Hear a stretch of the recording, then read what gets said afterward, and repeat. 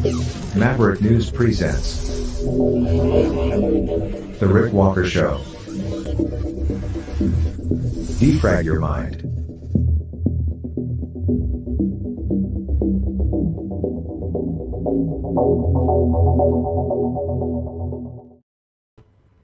Good evening, everyone. Welcome back to the Maverick News channel, where we have today's top news stories to talk about. Oh, it's International Women's Day. So happy International Women's Day to all the international women out there. And domestic women, too. Might as well include them. That's about as far as I want to go with that. Or I might get myself into a heap of trouble. Lord knows, you start talking about women and you're a man, you're bound to get yourself into a little bit of hot water eventually. Learned that a long time ago. Just nod, smile, and agree. Oh, boy. We do have some serious news to talk about tonight, though. We'll bring you up to date on what's going on with the investigation into the, calling it a mass killing in Ottawa, the nation's capital, Canada. Canada restoring funding to UNRWA, the UN body that provides assistance to Palestinians, even though there have been concerns that much of that funding has been finding its way to Hamas. And terrorism warnings in Moscow. And actually, there are reports that Russian authorities actually did foil some sort of a terror plot, but also weird, sort of unusual, strange warnings coming from Western embassies about something that seemed similar but may not have actually been related. It's confusing. We'll try to make sense of it later in the broadcast. I'm not sure that we will make real sense of it, but I'll share with you what I know. Oh, damage by an activist at an art gallery. Again, we'll show you that. What else do we have? Alternative points of view, or shall I say visions of what America ought to be, could be, where, or maybe more accurately, both where America should be going, and by extension, Western countries, and where America is today. Alternative States of the Union addresses. States of the Union? No, alternative State of the Union addresses. That's the plural. That's the plural. Right. Not States of the Union. State of the Union addresses. That's how you say it. I need to try to get my grammar correct. So we have all that and more coming up. Lots to share with you. Colonel McGregor, RFK Jr., Donald Trump, their response to Joe Biden's State of the Union address last night, plus what Joe Biden said when he thought nobody was listening.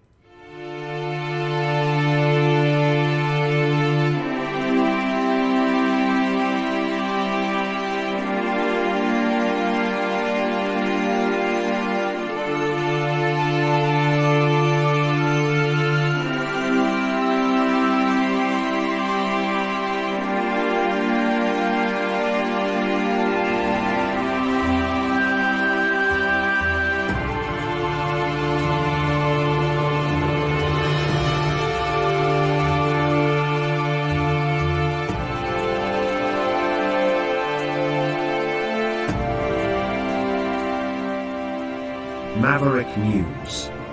The world is watching.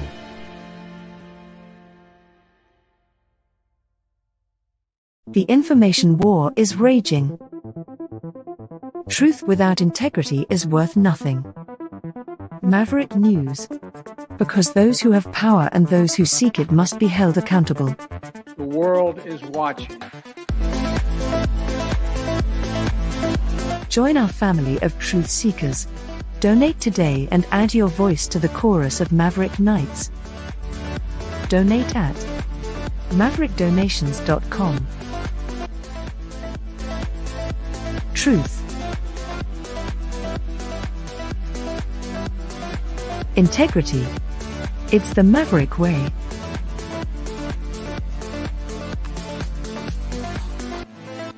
Maverick News.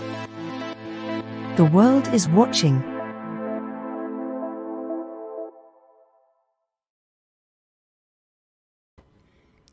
Last night during the State of the Union address, which we carried here live with commentary,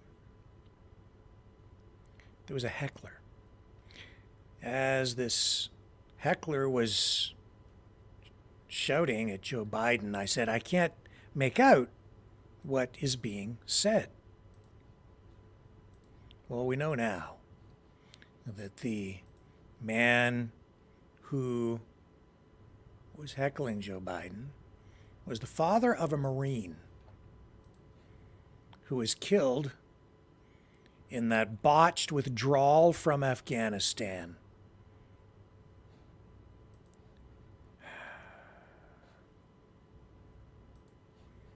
Now,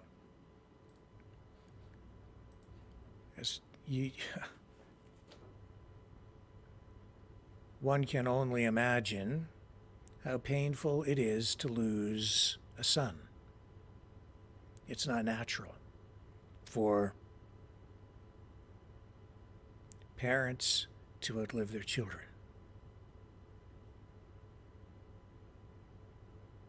And so this father, last night, shouting at Joe Biden, was arrested.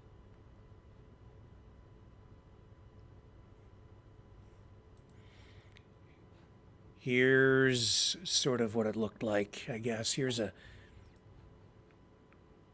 perspective on it from this report. Billionaires. Amid all of that policy talk, you may have also caught this following moment. The father of a local U.S. Marine who was killed in that 2021 suicide bombing attack at Afghanistan's Kabul airport was arrested last night. And America is safer today than when I took office. Year before I took office, murder rates went up 30%. 30% they went up. The biggest increase in history. That man identified as Stephen Nakui. His son was Lance Corporal Kareem Nakui of Norco. Capitol Police said that Stephen Nakui was charged with a misdemeanor for causing a disruption.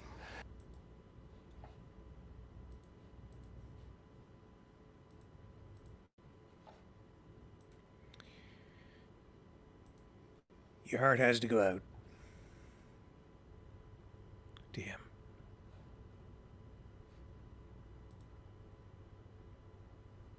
Joe Biden's vision of the future. Tax the rich. Talks about the economy and the great recovery and all these jobs that he says he's creating. He talked about Belvedere, Illinois,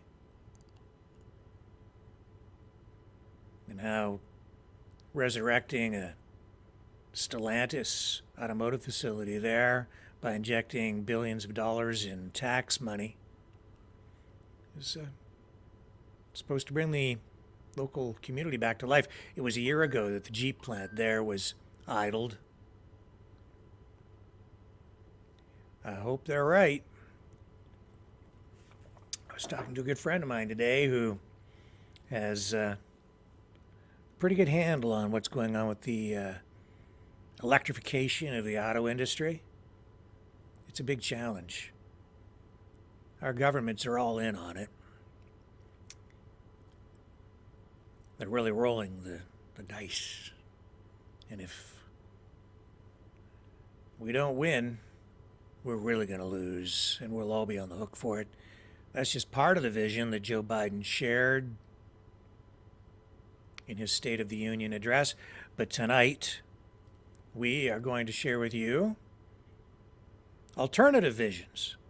Now, maybe you have heard a little bit about what RFK Jr. had to say over the last 24 hours, or Donald Trump, or maybe even Colonel McGregor. Colonel Douglas McGregor has his own alternative State of the Union address. We're going to share all of those with you tonight and provide a little bit of analysis on that as well. Very important, I think, because it is an election year. Different visions for the future, and it is very difficult to know where to put your support, isn't it? It's hard to tell these days who the good guys are and who the bad guys are. Things seem to be shifting too in the political landscape. Can you feel it? It's shifting, it's moving. It's like a political earthquake going on out there. Just not sure how to get your footing. That's because everything is moving. At times it feels like history is repeating itself, and then at other times it feels like something completely new and different, doesn't it? One thing is certain, and that's that we have a lot of uncertainty. Should we start tonight? I'm going to go to the chat and ask you guys, who do you want to hear from first? RFK Jr., Donald Trump, or Colonel Douglas McGregor? Tell me, who do you want to hear from?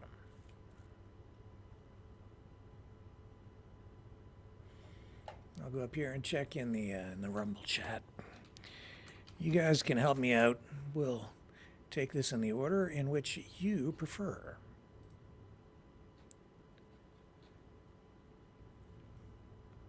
Trump. Okay, he's first up. Rab777 says Trump.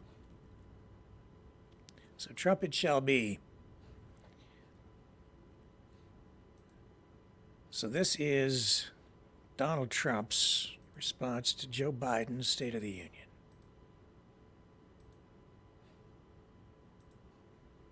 Are you ready? Let's rock and roll with Donald Trump.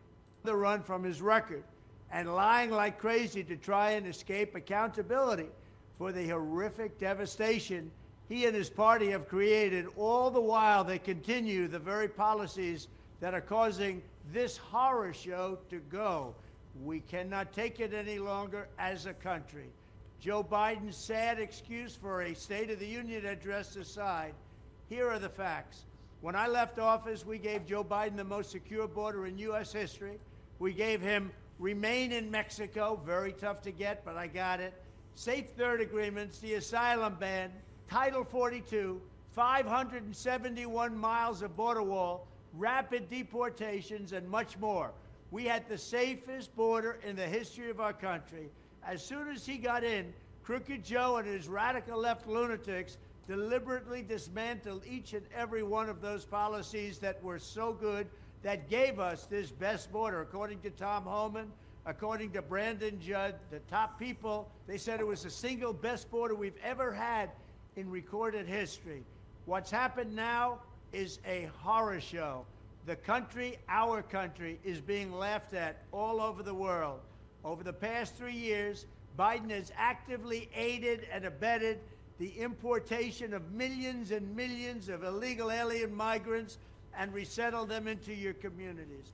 At any time during the past 3 years, crooked Joe Biden, and he is crooked as you can be and the most incompetent president we've ever had, could have called off the invasion, but to this day, he is keeping the hordes of illegal migrants and illegal aliens pouring into the country. By the time his term is up, we can have close to 20 million people in our country. And we have no idea from where they come. We have no idea who they are. They have no identification. Many come from mental institutions. Many come from prisons. They're terrorists. We have a calamity the likes of which we've never seen before. The very first bill Joe Biden sent to Congress was a plan to turn illegal aliens into voting citizens. That's just what we need. No matter what Crooked Joe says, his actions prove his priority is to import a colossal new illegal alien population and let them all stay. My priority is securing our border and sending Crooked Joe's illegals back home. Likewise, the sight of a feeble Joe Biden talking about shrinkflation, the term he uses, is one of the most ridiculous things this country has ever seen. Shrinkflation is just another way of saying inflation. It means that you're losing a lot of money because these people don't know what they're doing. It was all caused by Crooked Joe Biden and the people that surround him, and they are radical left Marxists and fascists and communists and socialists. We have people running our country, the likes of which we have never seen before. He and the communists and his party looted trillions of dollars from you and spent it on illegal aliens and the Green New Scam, triggering the highest inflation in many, many decades. If your packages are getting smaller, that's the reason why, under my leadership, there was no inflation. We had the greatest economy in the history of the world. It's time to tell Crooked Joe Biden, you're fired.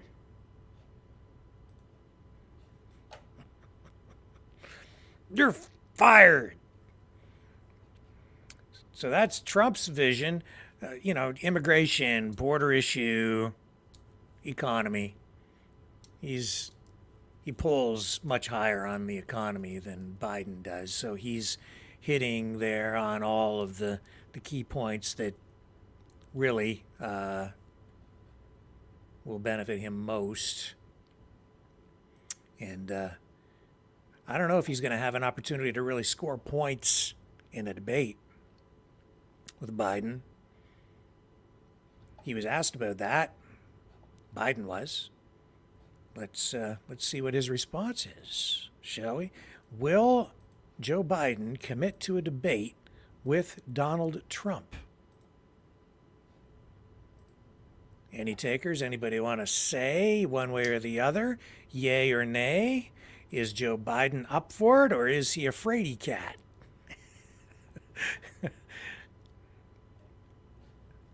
What do you guys think? I say he's a fraidy cat.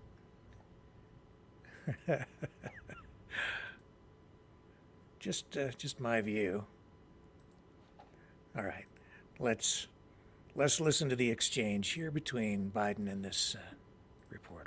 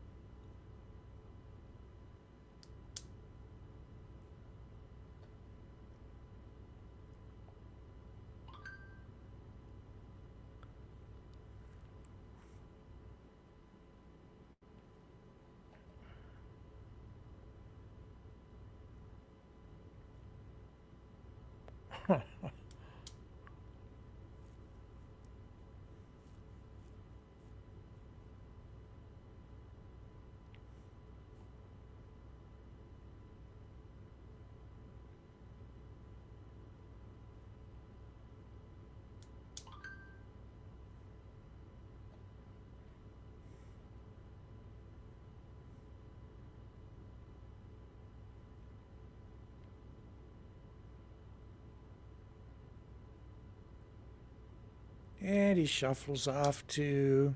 Oh, he was going to get up and go. He had his giddy up and go ready to go there, and they cut the video. He's not going to debate Trump. No darn way. He's not going to do it. I don't care if he's ahead of the polls or behind in the polls. Maybe if he's way behind in the polls. Maybe if he's trailing and he feels he needs to make up lost ground, he might, but... No video sound. Oh, there was no sound on that clip? Thank you for telling me, guys. I didn't know that. No audio. That happens from time to time recently. I don't know exactly why. It's like it's as though they're blocking it somehow. Isn't that interesting? Let me try this.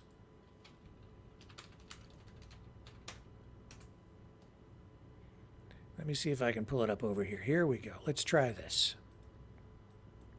Alternative source. And I'll just check in the chat. You guys tell me if you can hear it, because I can, but there's obviously something blocking the audio. That's the second time this has happened.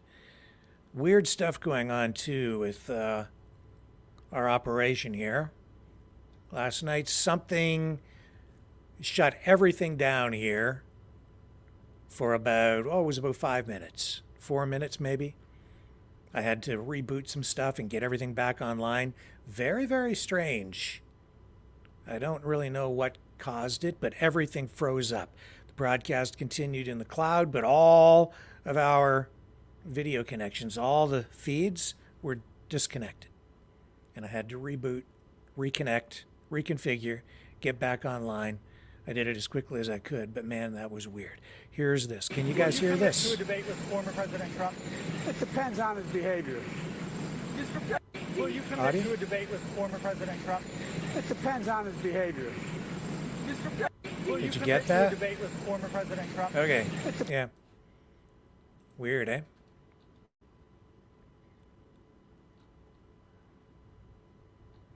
That's just the short one. Yeah, and I think that, yeah, they must be, let's try this one. This will give you the longer version of the clip. And you tell me again if you got the audio. Can you hear it? Will you commit to a debate with former President Trump? It depends on his behavior. Do you regret using the word illegal to describe immigrants last night, sir? Well, I don't regret it. Technically, he's not supposed to be here. Why does Good. Mr. Netanyahu Audio's good. come to Jesus meeting? What do you hope to achieve? I didn't say that in the speech. After the What about after the speech? You guys eavesdropping on things. But, does that show your level of frustration with him on humanitarian aid? Does he need to be doing more? Yes, he does. See Senator Britt's rebuttal, sir? I just saw a little bit on television. She thought she's a very talented woman. I didn't quite understand the connection she was making. Mr. President, do you still support banning TikTok? Would you sign that bill? If they pass it, I'll sign it. Mr. President, who is going to provide security for the port you're planning to build to offer aid to Gaza? The Is it going Israelis. to be the idea? Are you Thanks, concerned Thank that you. Trump's Thanks, everyone. I gotta go. Thanks, everybody. that Trump's meeting with Viktor Orban and continues to do so? Well, I'm not. You should be. What's the latest on the ceasefire talks, Mr. President? And he's going to do his giddy up and go. Oh, but then they cut it off. So I see somebody in the chat there saying that that question about illegal immigration didn't make sense to somebody. But see, the reason the reporter asked the question is because these guys who are in favor of open borders, they refer to it as irregular, or they use other phrases. They don't use the word illegal, but in the speech last night, he used that word. And that's why the reporter asked him about that. Also, this was very interesting. You know, Biden, last night, when walking up to the podium or whatever, before or after anyway, he was caught on a hot mic saying that he needs to have a meeting, a come to Jesus meeting with Benjamin Netanyahu. Here it is here. Hopefully we get the audio on this. And this. And we're going to go back to these alternative State of the Union addresses from these other prominent figures. But check this out. Don't take this at face value either. Okay? Listen to it, and then I will comment.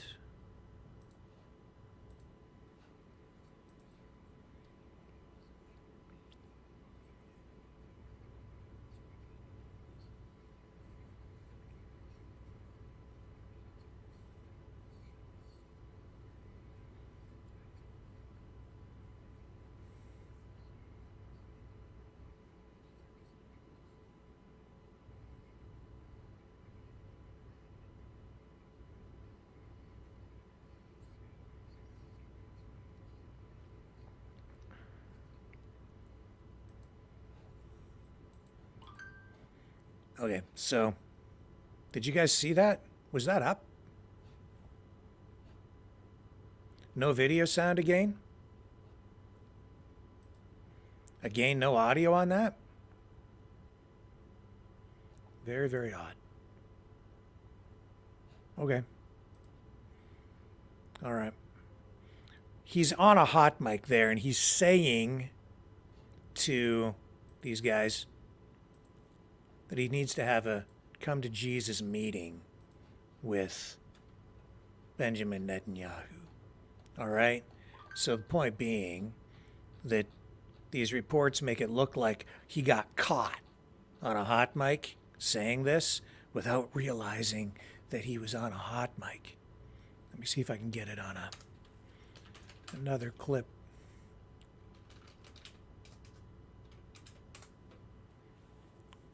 A different version so you can hear it. Looks like it's all coming from the same source. No, this one will be different. Okay. So let's bring it up over here. This should get you the audio. I'm really sorry about that, but now I know that anything coming from that source has got the audio blocked. So let's try this. You tell me again if you can hear the audio. Okay, help me, guys. Baby, don't repeat this. This is baby, you know, should come to Jesus. Sure, just That might go good. That was good. I told him. Did you get that? In any event. Yeah, good. Okay. I told him, BB, and I don't repeat this, and don't repeat this, but you and I are going to have a come to Jesus meeting. See the text on the bottom there? That's what he said. I told him, BB, and don't repeat this, guys. It's just between you and I and the whole world. But you and I are going to have a come to Jesus meeting.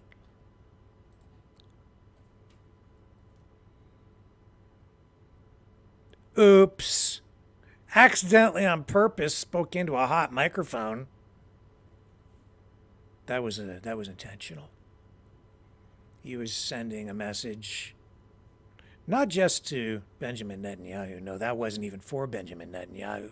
If he wants to talk to Bibi, he picks up the phone and he'll get him on the other end of the line. That message was for you. It's a PR thing. He has a PR problem. He needs to please both sides in order to win the election. He's backed into a corner politically. The U.S., Israel, they're losing the public relations game. Biden, being in an election cycle, needs to save face, needs to make it look like he's getting tough with Netanyahu, taking a stand, being, a man of moral conviction. No, that message was for you. He knew that mic was hot. That was planned. Who was standing there with him? Is that Antony Blinken? Is that Blinken? I can't tell. I think so. I think it is. I think that's Antony Blinken, standing right next to him. There's a guy who, if that wasn't supposed to happen, he probably would have like taken his hand and put it right over his mouth. No.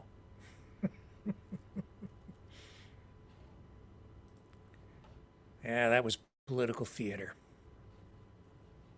Guaranteed. That's my analysis. So, there's a little behind-the-scenes stuff tonight. Inside analysis, yeah.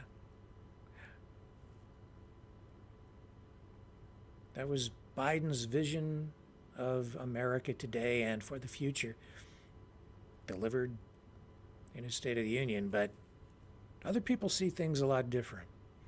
Now, some people said they wanted Colonel McGregor to go first, so we'll bring him up next here, because Colonel Douglas McGregor, heavily criticized by the current U.S. administration, the Biden regime. They're not very vocal about him. They kind of ignore him. But these days, Colonel McGregor is very critical of U.S. policy in general, as I'm sure you are all aware. Very critical of the U.S.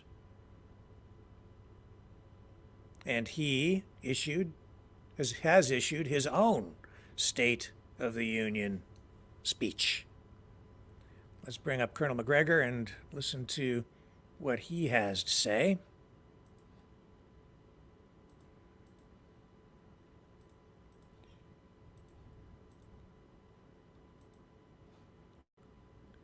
This is pretty interesting stuff. There's something about this video, though. I want you guys to look at it very closely and help me out here. I can't quite put my finger on it, but watch the video. Look for shifts in the video, almost like jumps. Not so much jump cuts, but jumps in the video registration. When I say that, I mean where look at where his positioning is, whether he's right up close to the camera or further back, or maybe just jumps for just a second digitally, one way or to the left or the right. At times it seems like there's something weird going on, and also pay very close attention to his eyes. Not that I want to, open a conspiratorial can of worms here, but there's just something about this that seems weird. It seems off to me, and I can't quite figure it out. But please take a look. Tell me what you think as well. Is there something weird about this video? It has a digitized feel to it. Something, I don't know what it is. Maybe it's the way it's produced. Can't quite figure it out, but it doesn't feel quite natural. Feels a little bit weird. Here he is. I am Colonel Douglas McGregor, combat veteran and former senior advisor to the Secretary of Defense under President Trump.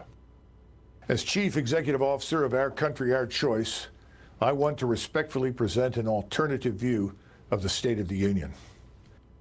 The Constitution, our nation's guiding light, mandates that the government promote the general welfare, a charge that obligates Washington to secure the basic necessities of life: energy, food, and shelter. Regrettably, the current administration is failing to perform these tasks. The current administration claims the gross domestic product is booming, but much of it comes from government spending and employment. The government share of gross domestic product in the United States today is 42%, including federal, state, and local spending. This outrageous share is similar to what it was in the Soviet Union in the late 1980s before the collapse. Rampant inflation stemming from this government. I'm going to stop there. I think it's shot against a green screen. Look at his eyes, too. We're over a minute into this, and he finally blinked. Isn't that weird? I don't know. Anyway, let's continue. He obviously has concerns about the state of the economy. Share of the economy makes it difficult for families to buy nutritious food. A dozen eggs, which could be bought for less than $1 in 2019, now ranges from $2 to $4 today. with price increases of over 100%. In the same period, a median household income increased by a mere 9%. High mortgage interest rates jumping from 2% to 7.5% in less than 3 years places the dream of home ownership out of reach for too many Americans. Our national security is compromised. Unstable supply chains leave many store shelves empty. Our power plants and manufacturing facilities lack key spare parts. Ill-conceived domestic policies result in job losses and homelessness. Jump right there. Did you see The that? pursuit of misguided foreign military intervention. Did you see that right in the middle of him speaking? It's not like, it wasn't even like a video edit, like a cut point. He jumped. There was a jump. That was weird to me. It's like a production thing, maybe. I don't know. Let's watch that little piece again. Sorry to interrupt, but it's creeping me out. Policies result in job losses Right and there. homelessness. Look at that. I don't know. I'm a video production guy, trained, right? So maybe I notice things like this. There's something weird about that. That's weird. And manufacturing facilities lack key spare parts. Ill-conceived domestic policies result in job losses Right and there. homelessness. Right there. Bizarre is what that is. I'm going to slow it down. Let's watch that in slow-mo. I'm sorry, I don't mean to like harp on this, but given the state of things right now where I can't tell if things are real or fake anymore, everything deserves extra scrutiny. That's just bizarre. It's just weird to me. Watch very closely.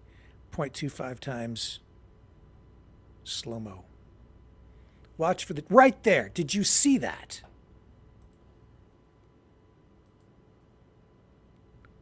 Bizarre is what that is. Right there. Bizarre. Nothing against Colonel McGregor. I'm just making note of the video. It's weird.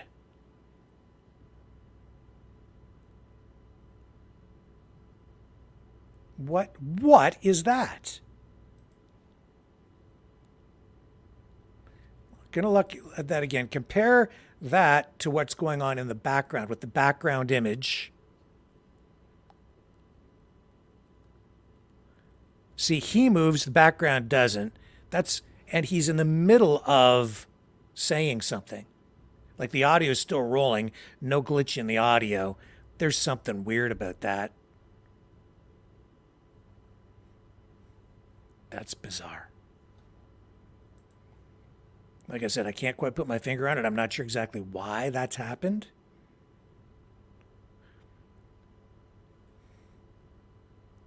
That's weird to me.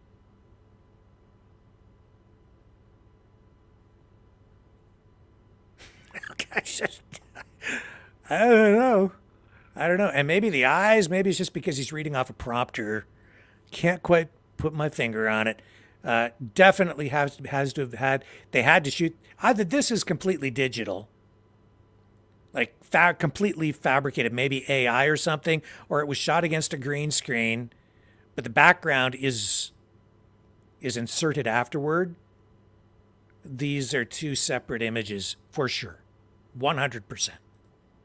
Guided foreign military interventions has not only drained our resources, but also imperiled our hard-won energy independence, subjecting Americans to rising fuel prices and foreign influence. Today, the government employs an estimated 2.87 million people.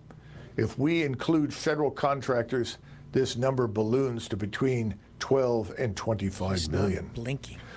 All of these events occur against the backdrop of a national sovereign debt that has skyrocketed to $34 trillion. Even worse, we are currently adding another $1 trillion to national debt roughly every 3 months. It is impossible to drain the swamp with unsound money and a colossal debt that we cannot sustain. Tragically, D.C. Beltway politicians are controlled by the so-called donor class. This form of corruption is enabled by a cancerous central banking system. With privileged access to capital, this ruling class orchestrates endless wars, enriching themselves and their cronies while sending our soldiers, sailors, airmen, and Marines to serve in foreign lands of marginal strategic interest to the United States. Meanwhile, open borders are allowing millions of illegals or migrants to flood into our country. This uncontrolled influx is straining our resources, overwhelming our communities, and destroying our prosperity. Reckless calls to defund and punish the police are crippling law enforcement. Officers are underfunded, undermanned, and unable to protect our citizens, making our cities unsafe for all, especially women, children, and the elderly. Open borders cannot be divorced from an explosion of criminality never before seen in the history of our country. The number of Americans dying from illegal drug or fentanyl overdose is over 100,000 each year, much of it trafficked through the wide open southern border. There are more than 26,000 homicides each year, according to the FBI crime statistics. This is likely an undercount because in the last 2 years, more than 40% of police agencies did not report data because of a change in the system the FBI uses under political pressure. The number of missing children each year is estimated at over 800,000, which works out to be over 2,000 children every day. This alarming statistic is worsened by the overt sexualization of our children in public schools. Our children are our future. They should be protected, not exploited. Washington has also spent $14 trillion on various Middle East wars over the last 23 years in a series of self-defeating military interventions. More recently, Washington spent hundreds of billions of dollars on an unnecessary war with Russia, with little to show for. What the heck was that? Did you hear the voice? Did you hear that? Let's roll that back. That is weird. Why would that happen in the middle of the video? Bizarre. More recently, Washington spent hundreds of billions of dollars on an unnecessary war with Russia, with That's weird, Middle man. East wars over the last 23 years in a series of self-defeating military interventions. The lips match everything else. It sounds, I can tell you too, that the audio up to that point is definitely natural. That's a human being saying this. Not to say that it maybe couldn't have been adjusted somehow, but I can tell from listening to it, knowing what I know about audio production, that's real. For sure. Now, I can't say for sure whose voice it is. I'm assuming it's his. But that's real. But now, this part here, this is an overdub. And it doesn't match. More recently, Washington spent hundreds of billions of dollars on and it does not match the lips. Interventions. More recently, Washington spent hundreds of billions of dollars on an unnecessary war with Russia, with little to show for it except higher prices for millions of Americans. They've changed something. Necessary war with Russia, with little to show. Play it back again. Middle East wars over the last 23 years in a series of self-defeating military interventions. More recently, Washington spent hundreds of billions of dollars. He didn't say billions in the video, but he does on the audio. That's not what he said. Play it back slower.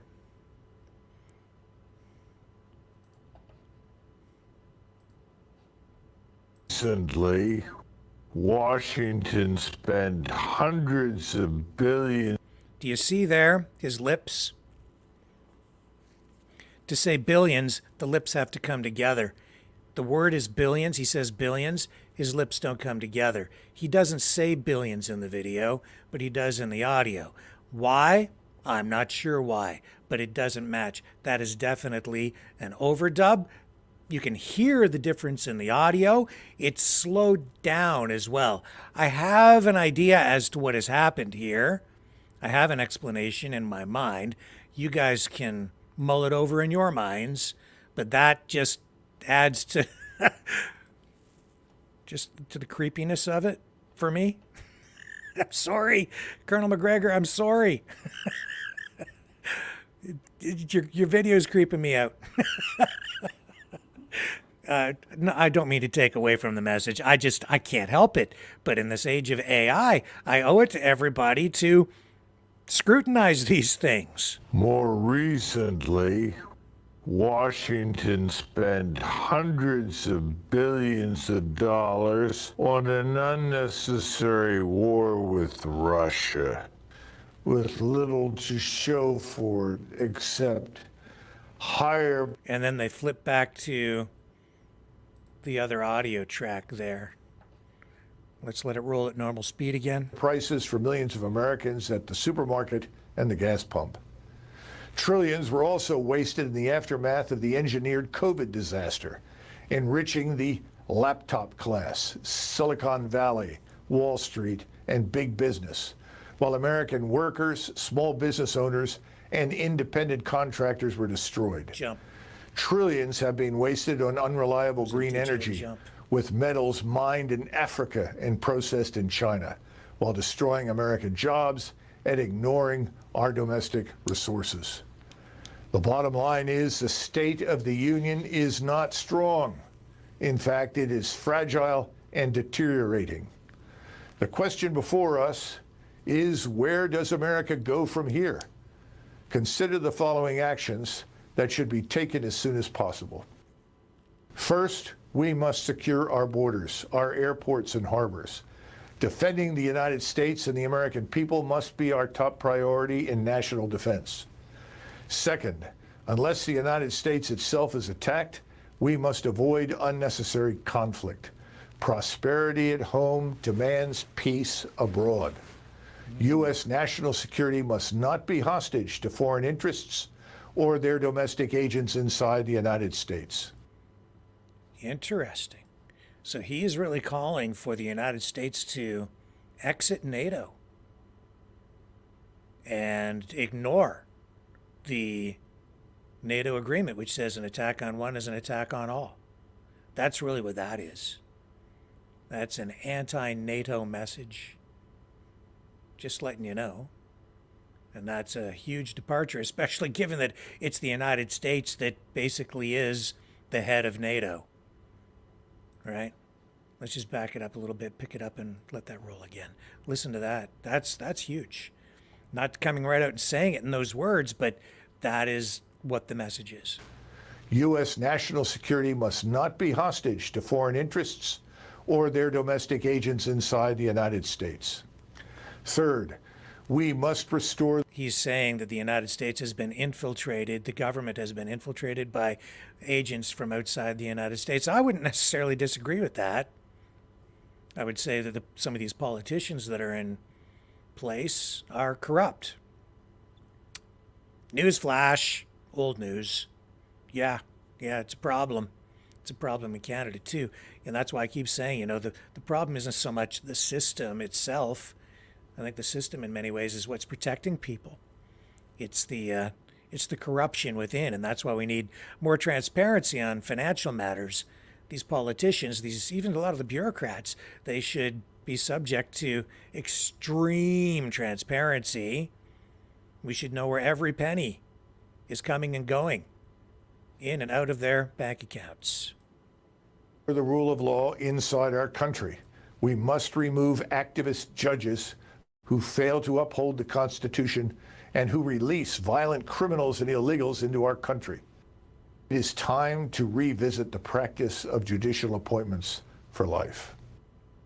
Fourth, an effective American military establishment demands merit-based selection and promotion. Fundamental reform to reduce overhead and maximize fighting power is vital. Today, we have 43 4-stars for 1.1 million soldiers, sailors, airmen, and Marines. In 1943, when 12 million men were serving, we had only 7 4-stars. However, strengthening our nation's security and restoring the rule of law are only part of the equation.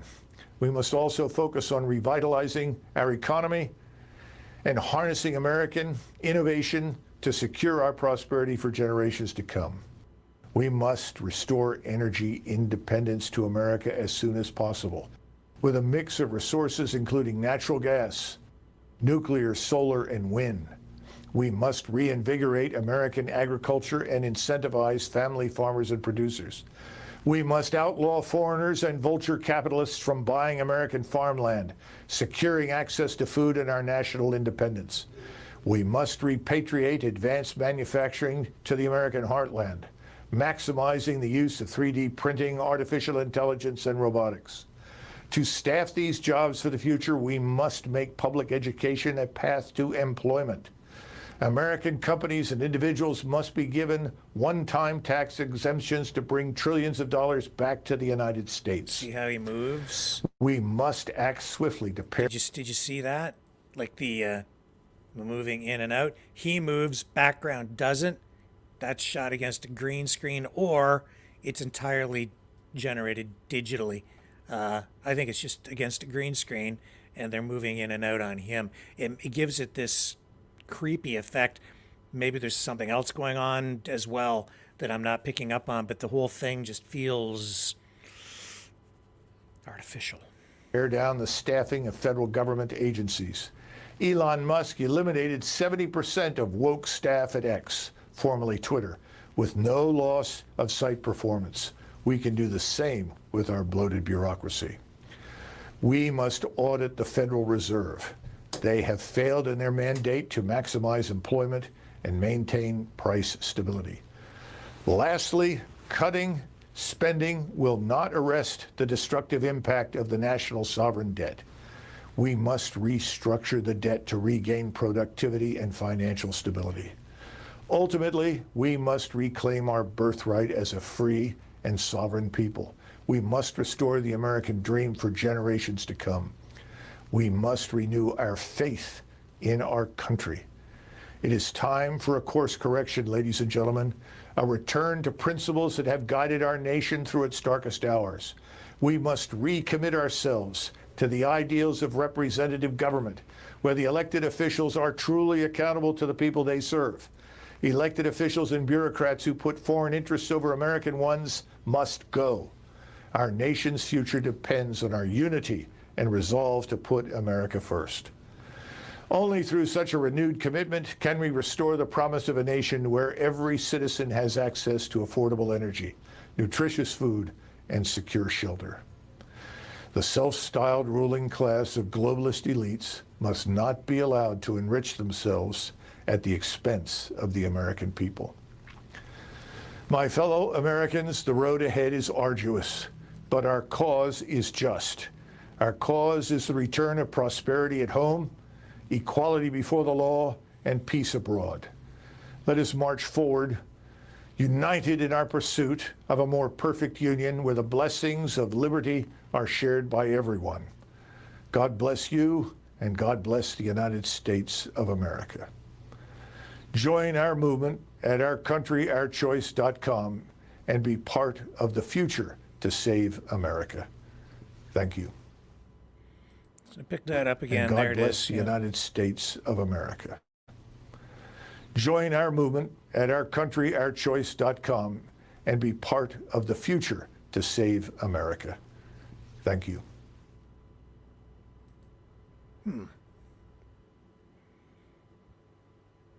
That's interesting. Let's go to the website and see what he... I've never been to that website. Let's check it out.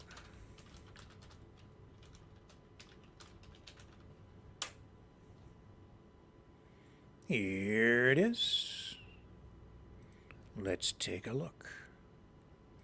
What's this all about? Is anyone out there familiar with this movement? Do you guys know anything about it? Let's check up here in the chat. Anybody know anything about this? I really was not aware of it until just now.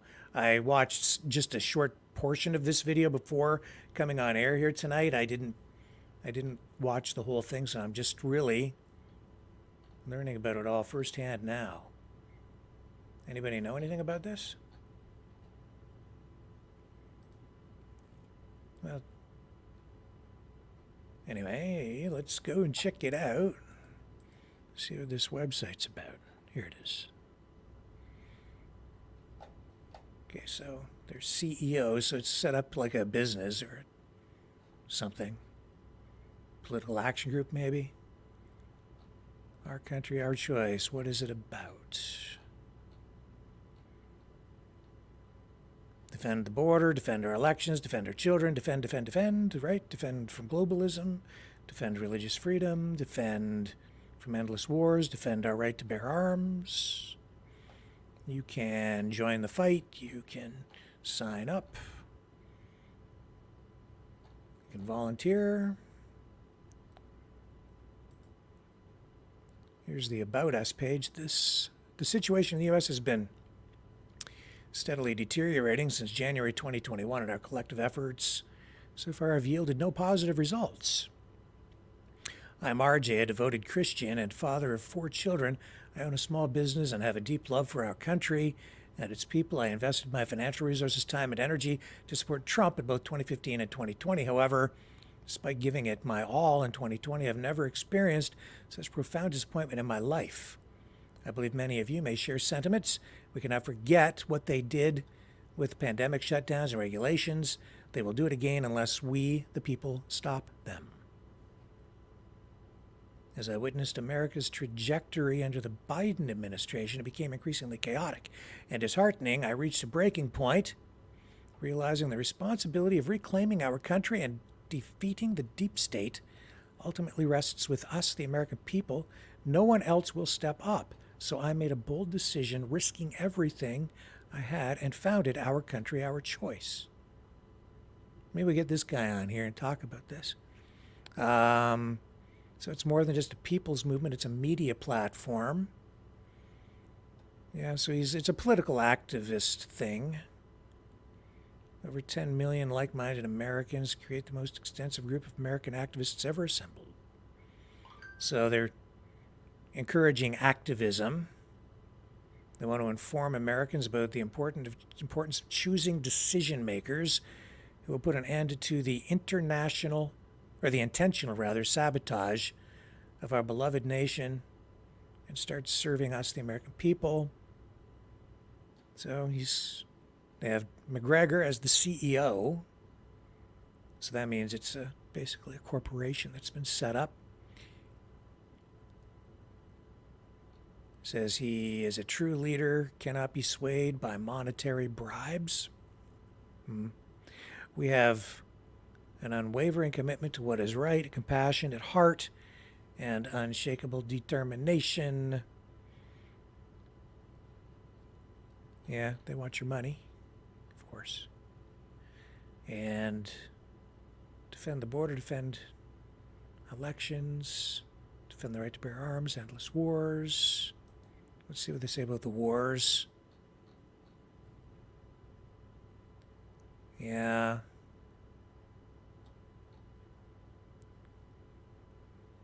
Interesting. I wasn't aware of this website or this organization until tonight. I mean, I followed Douglas McGregor, but was not aware of this. What do they have here? Republicans presented a new voting legislation. So, Christians under attack worldwide. These are headlines from their news page. Terrorists at the gates, open border, leaves USA vulnerable to terror. Surrendering our sense of humanity. A brief chronology of, yeah, okay. What about the videos? What do they have for videos? Yeah. A lot with Colonel McGregor on here. A lot of McGregor content. Yeah. This video's reinforcing the talking points, the issues that they like to highlight, I guess. Well, there you go. There's something else you guys can check out on your own time in more detail. Pretty interesting. What did you think of that video, though? There's something going on with the production that just gives it a digitized feel for sure something a little bit weird. And that little section of audio was definitely overdubbed. I don't know why. But yeah, definitely not just a free-flowing, unedited piece of video. Some different things going on with that. I have my own view on what that overdub was likely about. But you guys can assess for yourselves on that, because I can't say for sure one way or another what it might have been, but definitely altered. Yes. Let's take a quick break. We'll come back on the other side of this, and we'll get into Robert F. Kennedy Jr.'s alternative vision of America.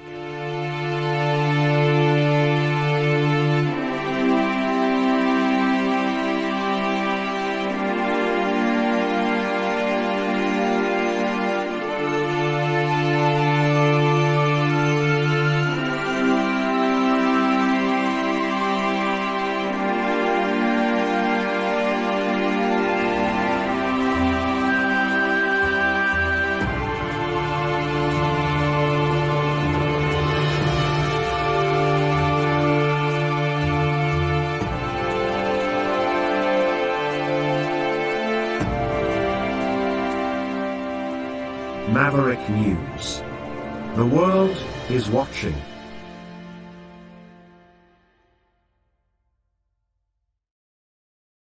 So last night you have Joe Biden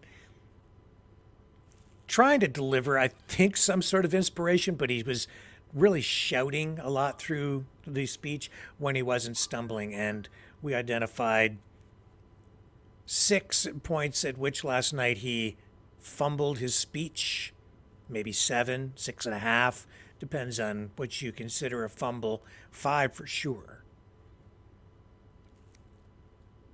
And a lot of negativity focused on in his speech, but he tried to focus on a lot of positive things, or that he claims are positive. Then we have Trump criticizing him, also criticizing him for being late. I also know that the reason he was late last night is his motorcade was delayed on the way to the speech by a bunch of pro-Palestinian protesters. So that happened. I was wondering why they were so late starting the speech. That's why. And then we just heard from Colonel McGregor, who I would say gave a lot of negative talking points. I mean, I think a lot of people like to hear that negativity. It does get people engaged. It motivates people, I guess, to get involved or to respond in some way. Negative energy like that is what really gets people wound up. So he certainly hit those talking points. I didn't really hear anything positive in it toward America other than, we need to fix these problems. So he has a vision for a brighter America if you deal with all these problems, I guess. Not a lot of specifics on how that might be done, but I don't think he's actually running for office himself anyway, so I guess it's not really up to him to come up with all those solutions, but he certainly identified the problems. Well, Robert F. Kennedy Jr. is running for office as an independent, wants to be the president, as I'm sure you're aware, and he also has released his own State of the Union address. Let's pick that up now, and I think you'll find that what he calls for here, or his message here anyway, is somewhat more positive, and I think that's what he's really trying to focus on, is a little bit more positivity than some of these other guys. I'm Robert F. Kennedy Jr., and I'm running as an independent candidate for President of the United States. I grew up in an America that seemed to have achieved its promise as an exemplary nation. Modern democracy had spread from one nation, ours, in 1776 to 6 by 1865 and to 190 by the 1960s. We had become the city on the hill. We were a moral authority around the globe. Our government, institutions, our Congress, the court, the regulatory agencies, and even the American press were renowned for their integrity, and they were revered worldwide. Other nations wanted our American leadership. They knew the difference between leadership and bullying, which is something our current leaders seem to have forgotten. We were the template of liberty, proof that for a country to thrive, its people must be free. Free to speak, free to worship, free to build great companies, free to start small businesses. We were the freest country in the world, and by no coincidence, also the most prosperous. Working Americans could provide for their families on a single salary. They could buy a home, raise a family, save for retirement without mountains of debt. We made the best music, we made the best movies, we made gold standard automobiles that everybody in the world wanted. We made blue jeans, we reconstructed Europe, we put men on the moon. We're the world's healthiest, best educated children. Our productivity, ingenuity, our can-do spirit were the envy of the world. We had confidence in our strength, our capacity, and the limitless potential of our country. Yeah, we had serious racial and environmental problems, but in the heady days of my youth, the environmental movement and the civil rights movement were picking up steam. My father and some of his allies were fighting to eliminate the last pockets of hunger in Appalachia and the Mississippi Delta and on the Indian reservations. And we became for the first time a true constitutional democracy in this country, with all races voting and holding political office. Other countries aspired to be like us, and our children grew up proud of their passport, proud of their flag. My uncle, President Kennedy, left us a legacy of peace and the hope of ending the arms race and winding down the Cold War. Those were the traditions of freedom, prosperity, and peace that my father, my uncle, and Martin Luther King Jr. were striving to protect and advance. In the half-century since their deaths, we've lost touch with that vision for our country. And I want to tell you right now that we can still restore that America, the America that almost was, and yet may be. But we have to start by being honest with ourselves. Neither my uncle nor my father would recognize the version of America that we have today. We become a nation of chronic illness, of violence, of loneliness, depression and division and poverty. Our great cities are becoming tent encampments, modern-day Hoovervilles filled with undocumented immigrants and dispossessed Americans and people living in their cars, plagued by mental illness and addiction and despair. Our border has come under the control of criminal drug cartels that traffic in desolation and fentanyl and in busloads of desperate human beings. Our children are drowning in a crisis of alienation, of dispossession, and complete disconnection from their communities. We've lost far more of our young people to drugs in the last decade than in the 20-year Vietnam War. We've printed 9 centuries worth of money in a little over a decade and spent $8 trillion on regime change wars. Those wars have made America less safe, our country less strong, and the world far less stable, while sending prices through the roof as our infrastructure falls apart. Tens of millions of young Americans no longer even dream of owning their own home. What happened to America, the land of opportunity, where you could be sure that if you worked hard and played by the rules, that you would have a decent life? All the new wealth of the last generation has gone to the billionaires and to transnational corporations, while our tattered middle class, our infrastructure, our industry have been hollowed out from the inside. Instead of promise, we've left our kids sick and drowning in debt. The public debt has gone from about $5 trillion under President George W. Bush to $34 trillion today, and U.S. household debt is at a record high of $17.3 trillion. If you include discouraged workers, our true unemployment rate is 23%. Young parents face housing, grocery, and childcare costs that are unaffordable. Too many Americans are living bleak and hopeless lives, dreading the one medical emergency or the car repair that will tip them over the edge into homelessness. We rank 40th globally in our people's health and wellness. Out of the richest countries in the world, the United States is 35th in child poverty rates, just above Mexico. We rank 36th in literacy and 45th in press freedom. We have one of the highest cancer rates in the world, and our life expectancy now ranks 59th according to the World Bank. That's right behind Algeria, which spends less than 1/30th per capita of what we spend. But even these grim figures hide the full picture of our dire health crisis. We now have the worst health outcomes in the rich world, the highest maternal mortality rates, the highest number of gun deaths per capita, and the highest number of teen pregnancies. We lead the world in obesity and chronic disease. According to CDC, 60% of Americans have at least one chronic condition. When my uncle was president, only 6% of Americans had chronic disease.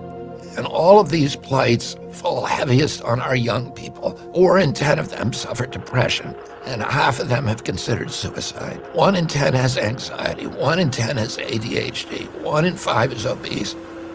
It's time for us to say enough is enough. We were once a free and thriving nation, the healthiest and strongest in the world. What we once were, we can be again. How do I know that? It's because everywhere I go in this country, I see a profound determination among Americans to heal.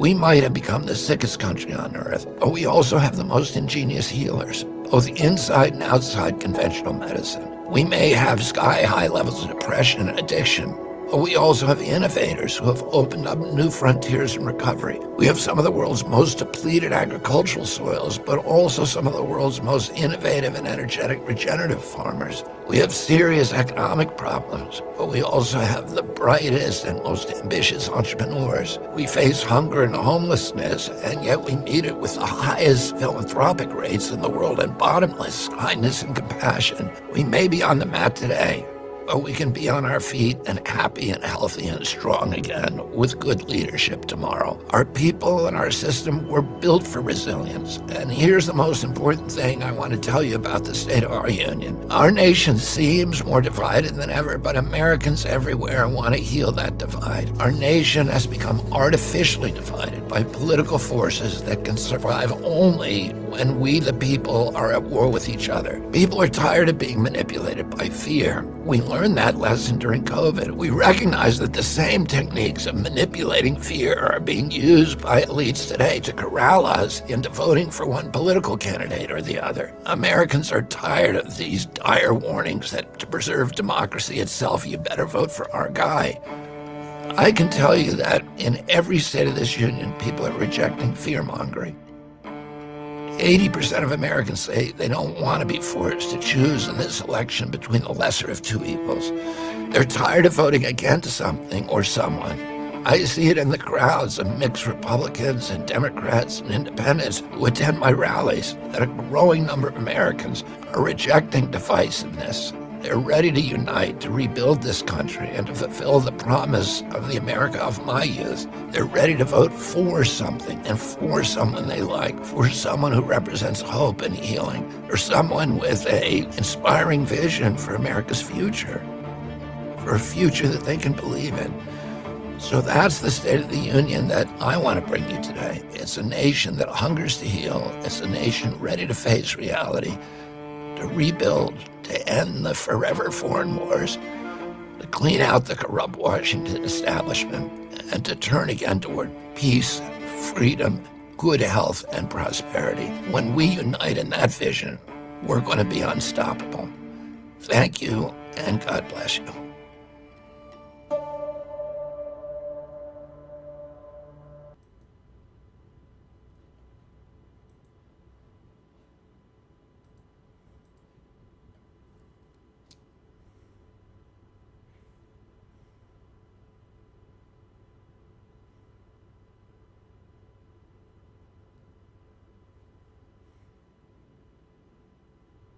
I miss the before times.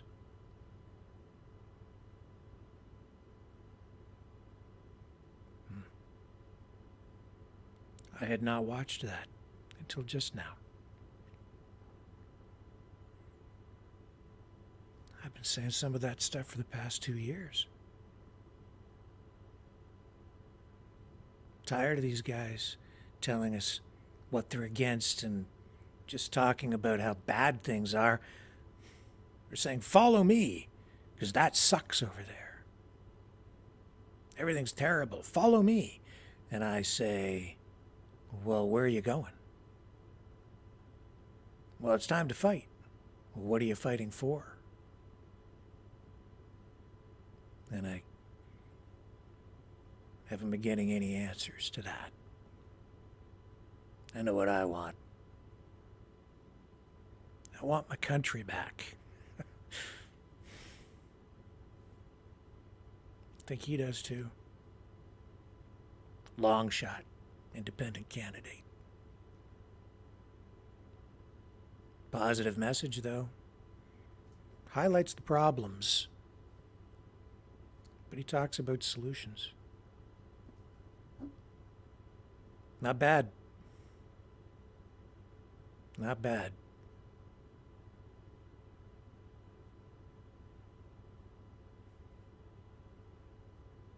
I'm tired of the division too, but it just seems to get deeper, and even as some people align themselves with some other groups, it's just a bigger group against other groups. I see so much hatred and anger out there today. I hear people speaking with language that I never thought I would ever hear come out of their mouths. People I thought I knew, I don't even recognize. And I've seen a big change even just in the last 2 or 3 months in a lot of people. A lot of anger, a lot of fear. A lot. Don't need to be afraid.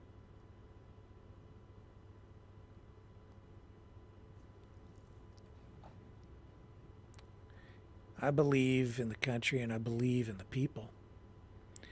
Don't believe so much in these politicians and the bureaucrats. But, and I believe that we can fix all of this. I really do. Just need the proper vision, leadership, get the rudder in the right direction so that we can sail off into the future, a future that's brighter. Get it back on track. We can do it. I'm not endorsing any candidates. I don't mean to sit here tonight and criticize this or that. I'm just giving you an honest assessment of what I'm seeing on the screen, just like you guys are doing that for yourselves at home or wherever you may be watching this presentation tonight. What I saw coming from Joe Biden last night, though, wasn't very inspiring to me, and pretty clear that he was fudging the facts. Trump, I don't know. Doesn't feel anything like his first run at the presidency. It feels a whole lot different. It looks different. I see different people around him. I'm not sure what to make of it at this point. Good or bad, I just know that it feels a whole lot different.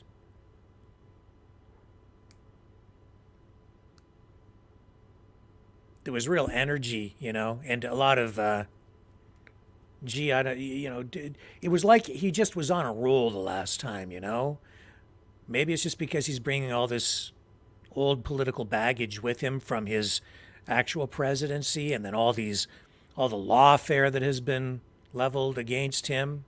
The first time around, it just looked like he was just discarding his political opponents left and right and couldn't lose.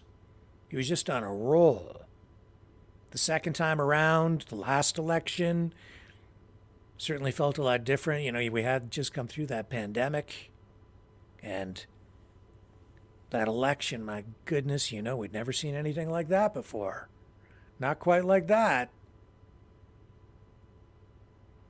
And the outcome, just divided the country even more. It's never been so divided, I don't think, since the Civil War. God help us. I hope we don't end up there again. And here I sit in Canada, but I see the same kinds of political division up here. It's very much the same. In a Canadian way, it's volatile up here too. And we're getting into an election cycle as well.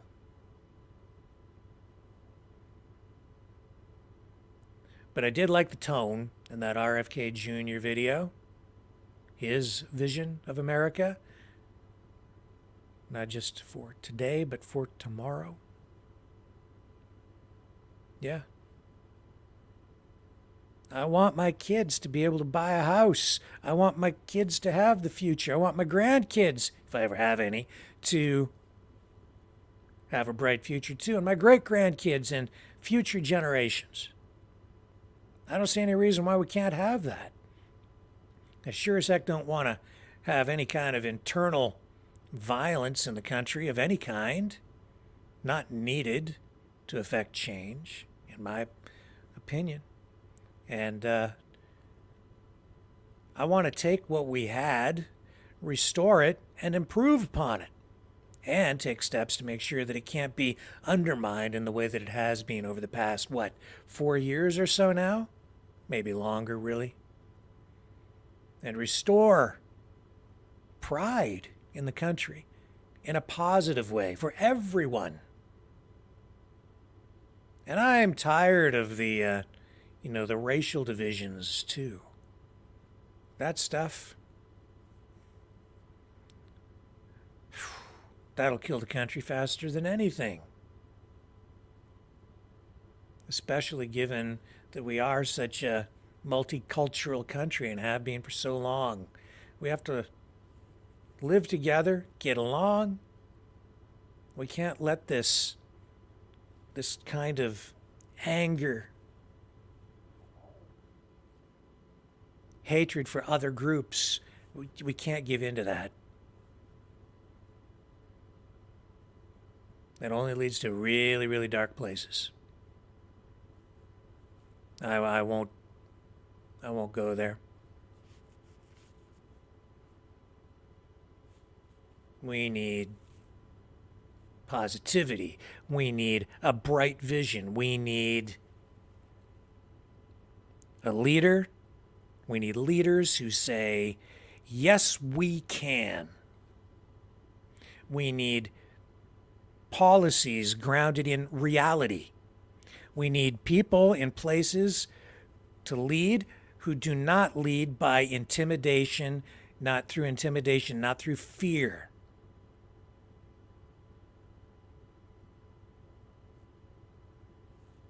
We need vision for the future. We need to say, yes, we can create jobs here, good jobs. Yes, we can restore our manufacturing base. Yes, we can restore the economy. Yes, we can provide prosperity for everyone. Yes, we can unleash the energy in this country. Not just the physical energy, but the energy of the people. Yes, we can use our resources. Yes, we can lead the rest of the world by example, through positivity, through freedom. Real freedom. No, we don't need to outsource all our jobs. We can produce jobs at home, produce unparalleled levels of wealth and prosperity, and then use that to share with the rest of the world and raise all of humanity up, all around the world. Starts here, build prosperity here, set the example for the entire world. This is how you build a prosperous country that works for everyone, and then use that prosperity to help elevate lives globally by helping people achieve their visions, their unique visions in each of the countries around the world, every society.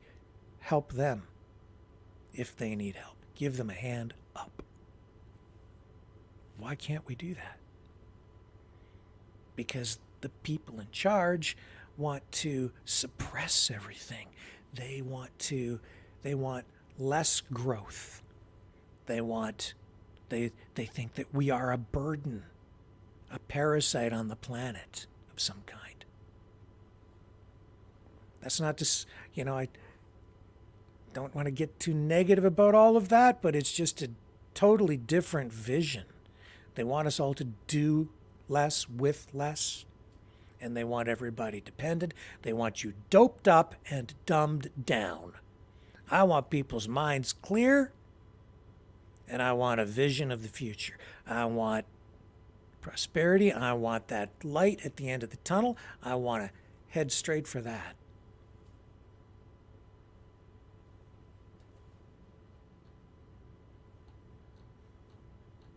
I don't even think it's that hard. If we could just get these crazy people out of the way, we're running everything. Like I've said, the lunatics really are running the asylum. Vote them out. There's the alternative visions of America today and for tomorrow. Stick with me. We will move on to other stories of the day when we return. The New World Order. Government overreach. The Great Reset. Mainstream media lies. Now more than ever, independent voices are needed. Donate now at freedomreporters.com. That's freedomreporters.com. Maverick News. The antivirus program for your mind.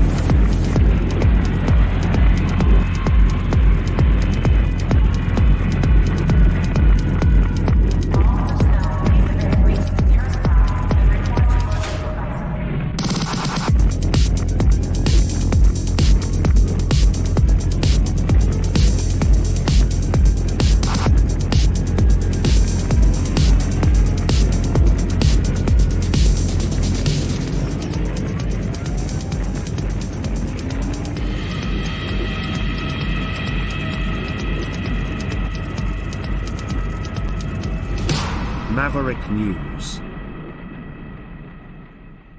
The world is watching. Okay, I almost hate to get into the other news of the day because I don't want to get into anything too negative, but what are we going to do? It is what it is. So we talked about the debate thing, and I don't think that that's going to happen between Biden and Trump. What else? Oh, there was all this talk about a terror warning in in Moscow rather. Honestly, it's like there was stuff definitely going on over there. The United States, I guess, the U.S. Embassy there issued a warning to stay away from like large crowds, saying there was warnings over the next 48 hours of like an imminent attack, terrorist attack in Moscow. Now, it's my understanding from the information that was sent over to us here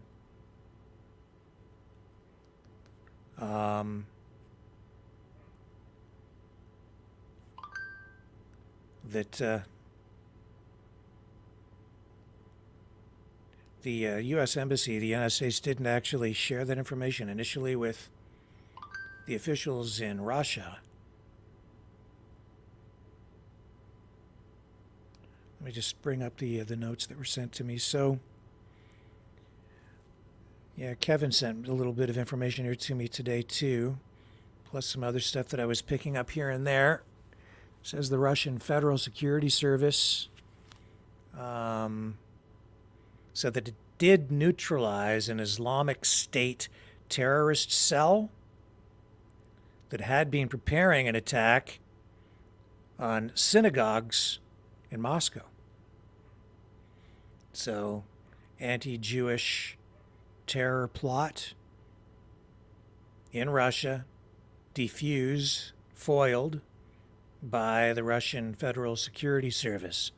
Now, it appears that this is unrelated to 3 U.S. and U.K. embassy announcements warning people about a possible terror strike in Moscow or area.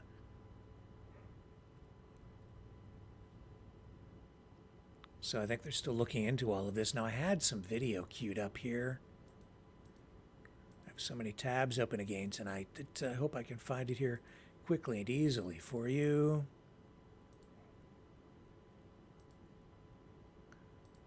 So there is video of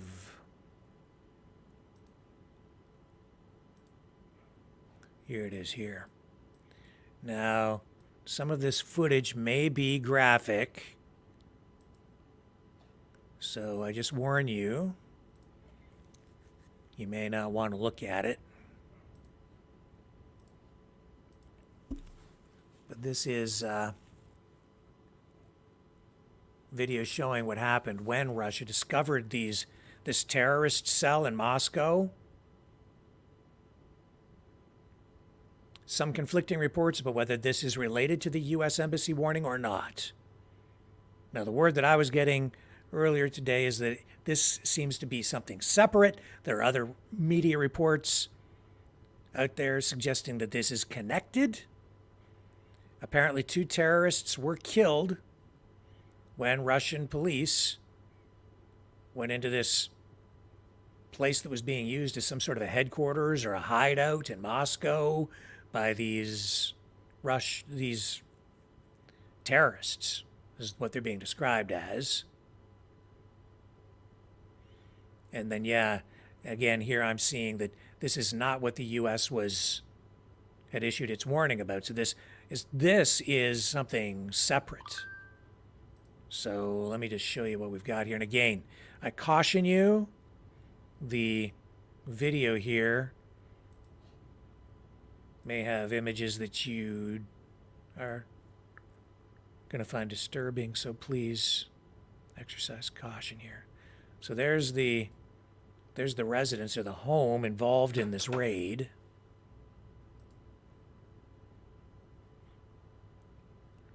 Russian police there. Digitized. Those would be where the bodies were. Guns.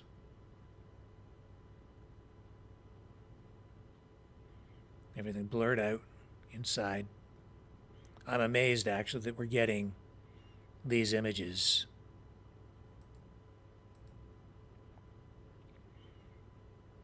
And, of course, you can't see exactly what is behind the digitized portions of the screen, but you can imagine.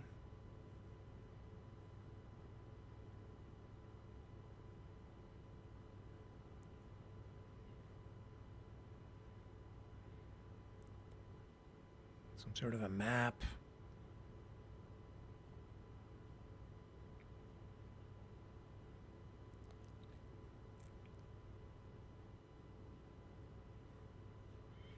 Going through the belongings, the evidence such that they found there.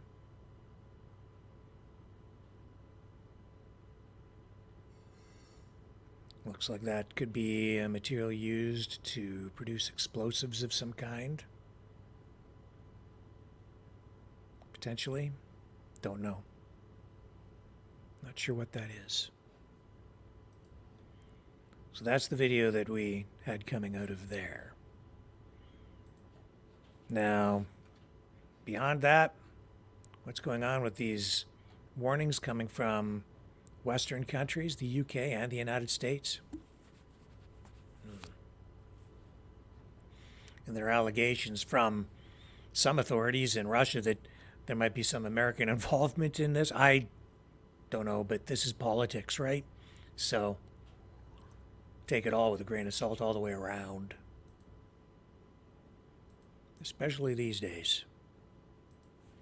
So there was all that going on today.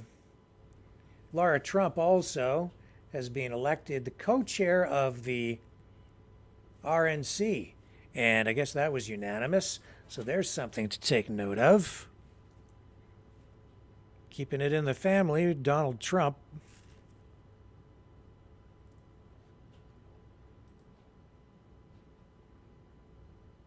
So, yeah, and just notes here, some people sending me some information too about that Our Country, Our Choice organization. Looks like it has some foundation in Christianity.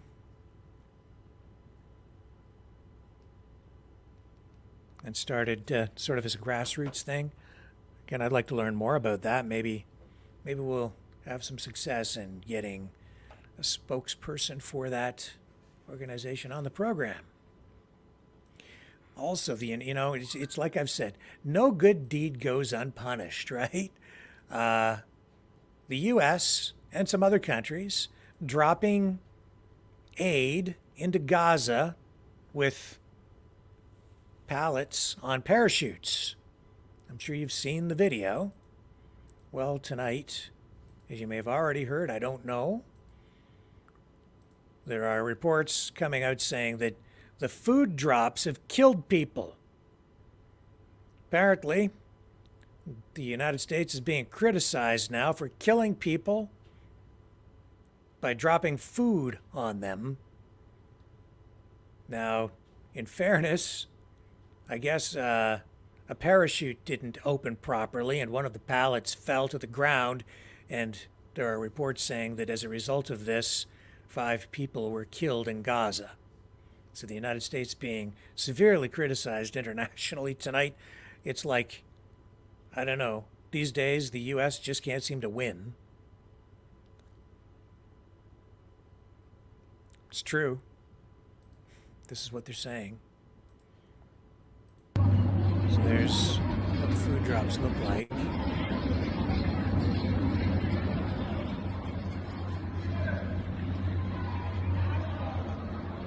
And those criticizing, and there, see, 2 of them, the parachutes didn't open properly. 2 of them plunging to the ground. They say 5 people were killed as a result of that.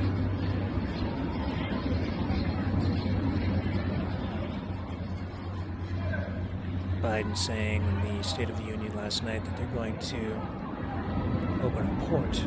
See there again? Same video. 2 of these things falling to the ground.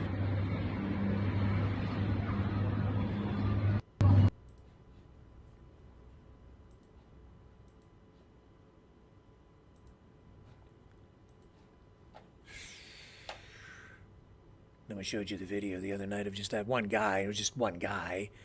I don't know what other people are doing, but he made a video, and he's obviously Palestinian in Gaza, had a packet, which was one of the food packets that is contained on those pallets, and made a video. If it came from America, he didn't want it, so he took it and threw it in a dumpster. Even as people were starving, he wouldn't accept the aid from the U.S. He'd rather starve. Didn't look like he was starving, frankly. Didn't look like he was starving. My guess is if he was starving, he might have eaten it. But no, he threw it in a dumpster. I know. People are emotional. Sad.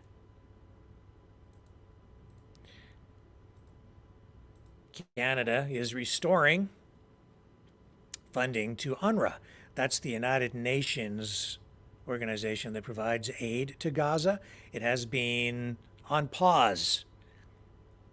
Canada paused the aid because of reports that, one, a lot of the money that was flowing into Palestine or to Gaza was actually flowing to Hamas, and that some of the people involved in the October 7th attack on Israel were actually with UNRWA.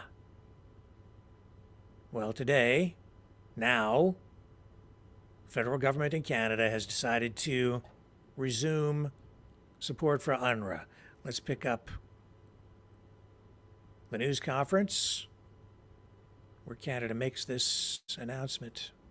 Inuit people who call this part of Canada home.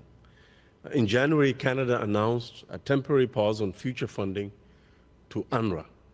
This difficult but necessary decision was taken alongside many donor countries following disturbing allegations that some of UNRWA employees participated in the horrific October 7th terrorist attacks against Israel.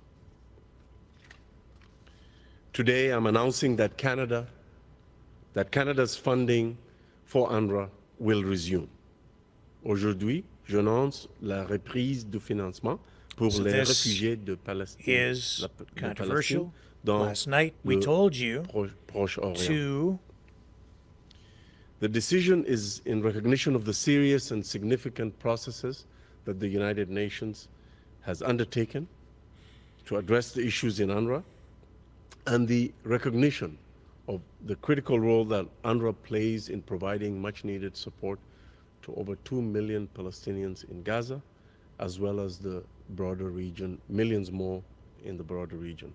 Cette décision est prise en reconnaissance des processus sérieux et significatifs qui sont en cours pour adresser les problèmes de la réalité du rôle essentiel que joue UNRWA showing fractures within the Liberal Party itself. Marco Mendicino being one of them. Aide vitale et plus des opérations cruciales qu'il mène ailleurs dans challenger for la the leadership région. of the party. Let me emphasize our position. There must be zero tolerance for terror-related activities within the United Nations, including in UNRWA. Canada has reviewed the interim report of the investigation conducted by the United Nations, and we're closely following this investigation as well as the conclusion of the broader independent review being conducted by former French Foreign Minister Colonna. I was in Rafah just 2 weeks ago, Rafah, Egypt, where I met courageous Canadian humanitarian workers who are doing everything that they can to save lives in Gaza. I saw hundreds of trucks filled with life-saving supplies stuck at the border, waiting to enter. And some of these trucks had been stationed at the border for over 2 weeks.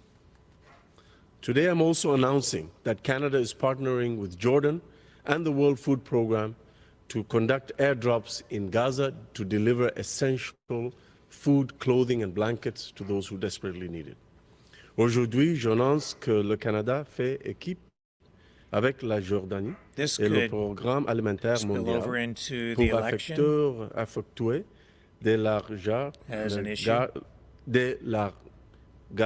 aériens à Gaza afin de livrer des articles essentiels dont les civils palestiniens ont désespérément besoin. Canada is offering financial support to the Jordan Hashemite charity organization, enabling the procurement of food, blankets, and winter clothing. I was in Jordan yesterday, and I saw these essential goods being loaded into planes destined for Gaza. We've also in the past allocated substantial funding to the World Food Programme, and through them, we will be supporting the airdrops of Canadian-funded supplies into Gaza. In addition to that, today I'm also announcing that the Canadian Armed Forces will be providing over 300 cargo parachutes from the Canadian Army Advanced Warfare Center in Trenton to the Royal Jordanian Air Force to assist them in conducting airdrops in Gaza. These 300 parachutes from Canada will enable the delivery and the airdropping of 75 tons of food, medicine, clothing, and hygiene products into much-needed Gazans, into the hands of much-needed Palestinian civilians. Canada continues to call for compliance with international humanitarian law with respect to the allowing of unimpeded and significant aid to go into Gaza. We continue to call for the immediate release of all hostages. We condemn Hamas for its actions, terrorist actions on October the 7th. We call for an immediate ceasefire, and we call for much more assistance to reach Palestinians in Gaza through many different means. Lives are at stake, and this support simply cannot wait. Canada is using every tool possible to get more aid into Gaza to those who desperately need it. We will simply not stand by, and we will not let up in our efforts. Thank you. Merci beaucoup.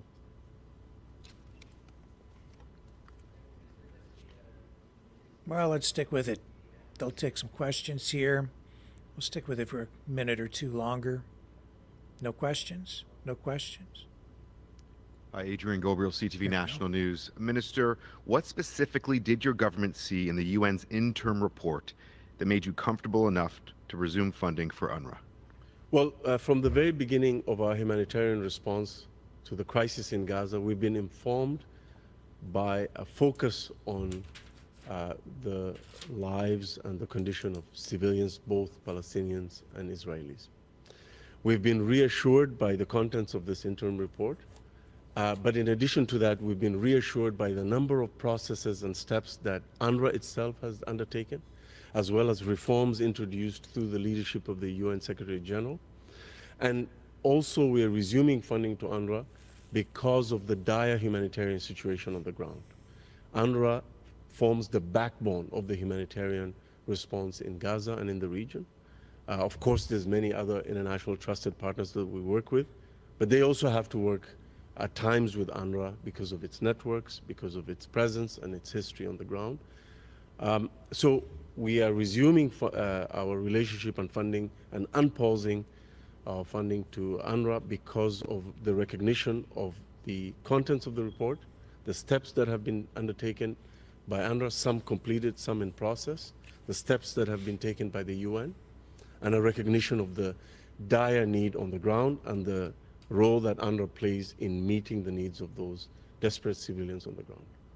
From that interim report, do you see any evidence that members of UNRWA took part in the October 7th terrorist attack? I will urge you to contact the UN itself to provide the report to you. What I can say is that we've reviewed the interim report into the investigation into UNRWA and we're reassured by the contents of that report. But in addition to that, the decision we're making today, the announcement we're making today is informed by the dire humanitarian situation on the ground and the need to do everything that we can to save lives. And that is why I'm also announcing our partnership with Jordan to drop food, medicine, and clothing into Gaza, our partnership with using the World Food Program, but also providing much-needed cargo parachutes from the Canadian Armed Forces that will enable the airdropping of 75 tons of much-needed food, clothing, and medicines into Gaza.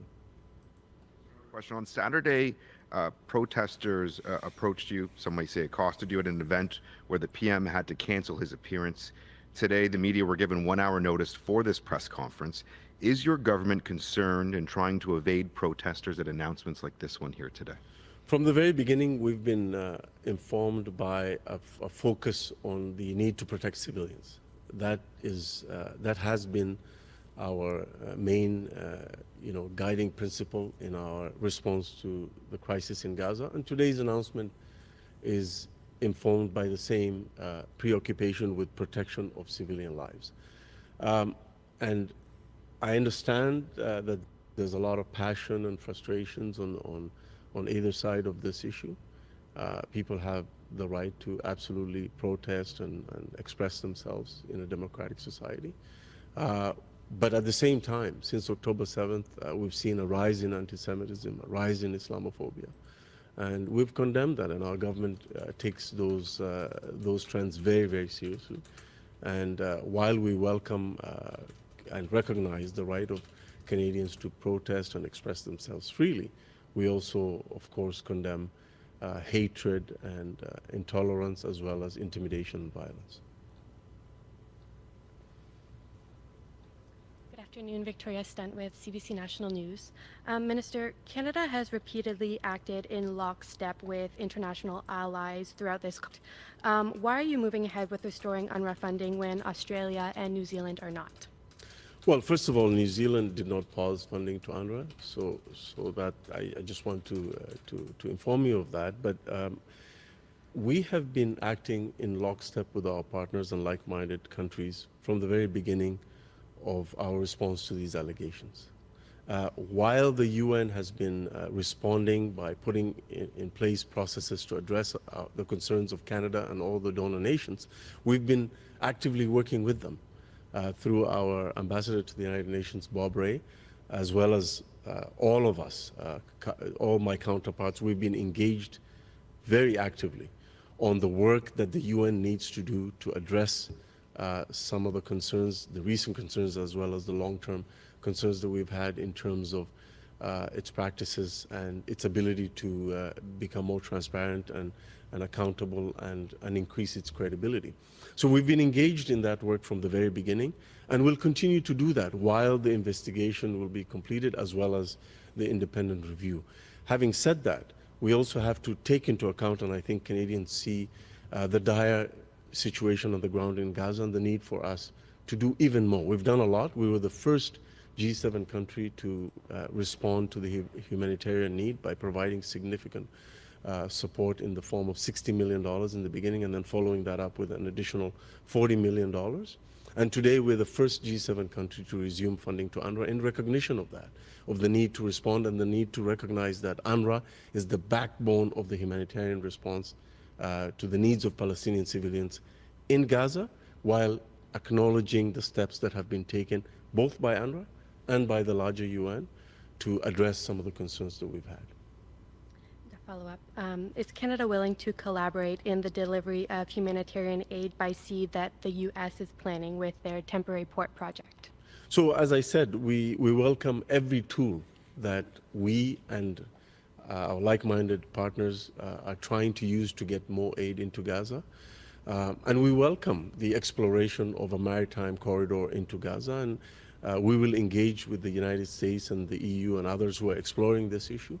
And we will do everything that we can to contribute to those efforts to the best that we can. But I just want to bring it back to the condition of people on the ground. I was briefed 2 weeks ago in Rafah by the head of the World Food Program in Gaza. He came over to actually tell me the condition on the ground, and he said, if we don't act even more significantly to get more aid into Gaza, we're looking at the mass starvation of children, women and men in northern Gaza particularly, for example, where we haven't had convoys reach northern Gaza in a while. And that's why airdrops, although they're not absolutely a substitute to trucks and other forms of getting aid in, they're a very important tool to address the needs of people who are in parts of Gaza that haven't had any significant aid or any aid at all reach them for weeks.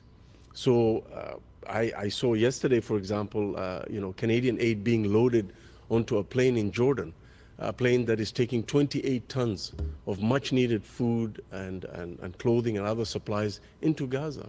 Those airdrops are very, very important. They're one of the main tools that we're using to address the needs of Palestinian civilians on the ground in Gaza.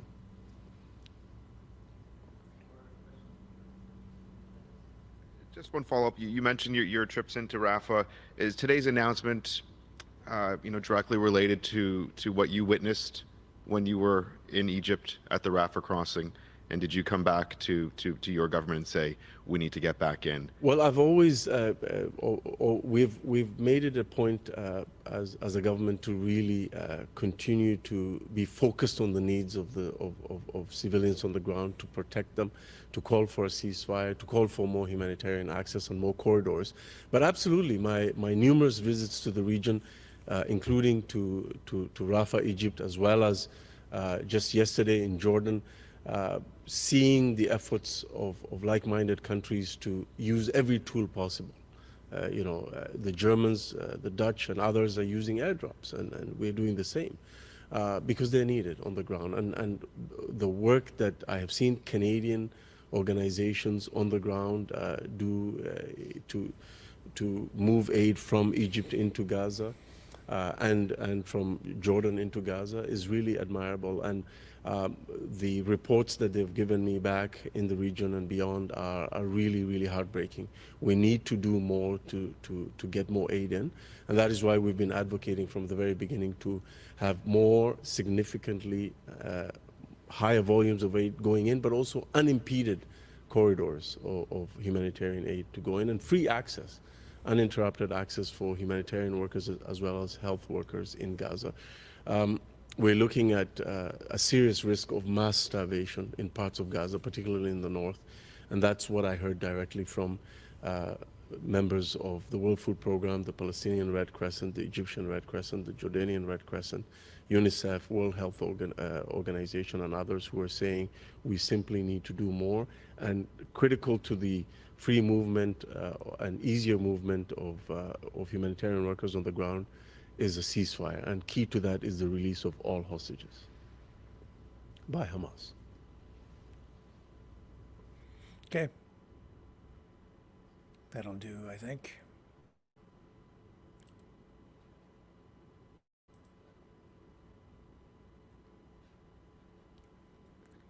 All right. So that will be a controversial decision moving forward. Could potentially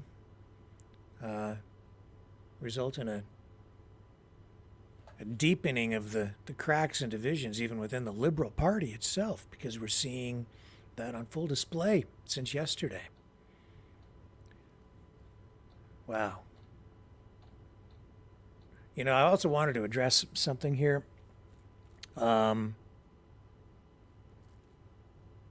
Fear-mongering. I don't like it when fear is used to motivate people. And I'm going to refer back to Colonel McGregor's video where he said that 800,000 children every year in the United States go missing. You know, I think maybe he's a little misinformed, or maybe just didn't complete his thoughts. I am not sure. You know, I keep hearing numbers like that thrown around, but I've looked this up many times, and I've been aware of this for a long time.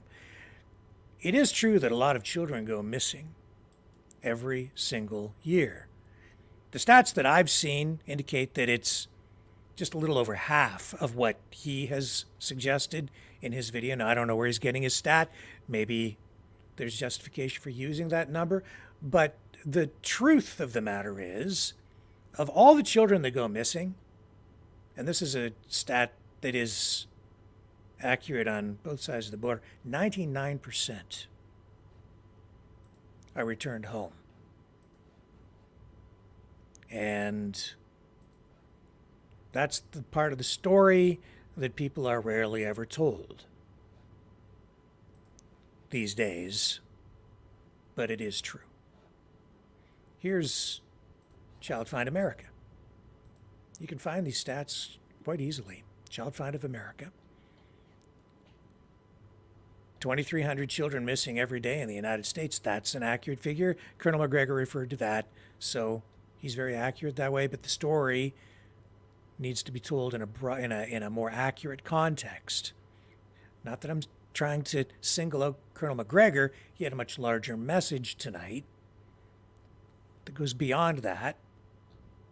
But you can see here that right there, runaways, throwaways.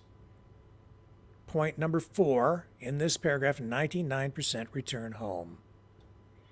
Now that's not to say there are not problems out there, because we know that a high percentage of kids that do run away do so because they are abused at home in some fashion, or they're living in dysfunctional homes where there is alcohol abuse, drug abuse, broken homes.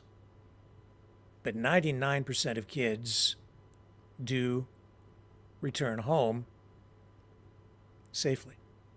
Only a very small percentage end up with a really negative outcome.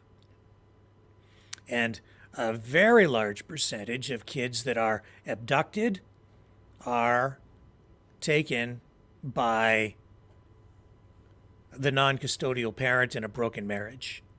That is also the truth. So you have a divorced couple or separated couple, child custody dispute. A very high percentage of child abductions involve one parent or the other taking the child and running away. That's also the truth. I became aware of that here in Canada. That became a bigger problem when some of the laws changed around custodial rights and the decisions in the courts in these family disputes began to shift more and more toward one side rather than the other.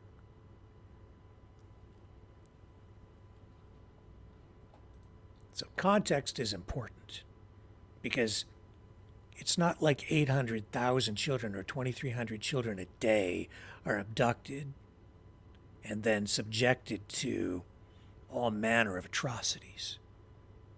That's not really the full story, not even close to the full story. You deserve context to have real truth. There are real problems out there surrounding kids, but you can't get to real solutions unless you have accurate information. And what I just gave you is an accurate starting point, and there is even more context beyond that to fully understand what the problems are out there and what the real threats are to kids. And there are real threats to kids. But you can't get to those solutions unless you start from a place of fact. And I've heard claims like that from a number of people, lots of people, over the last year. And I think it's time to put the sensationalism off to the side, put the politics off to the side when it comes to kids. Drill down and get to the real truth. Otherwise, we're not serving our children well at all. I'll be right back. The information war is raging. Truth without integrity is worth nothing. Maverick News. Because those who have power and those who seek it must be held accountable. The world is watching. Join our family of truth seekers. Donate today and add your voice to the chorus of Maverick Knights. Donate at maverickdonations.com. Truth. Integrity. It's the Maverick way.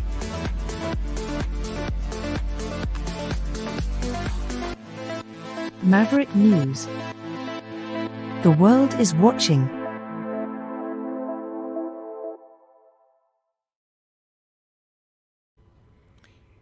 Information, news, it flows top down. It comes from, usually in the cases of crime, official sources such as police, intelligence agencies, other sources that are involved in investigations, plus sometimes combined eyewitness accounts or witnesses or people at the scene.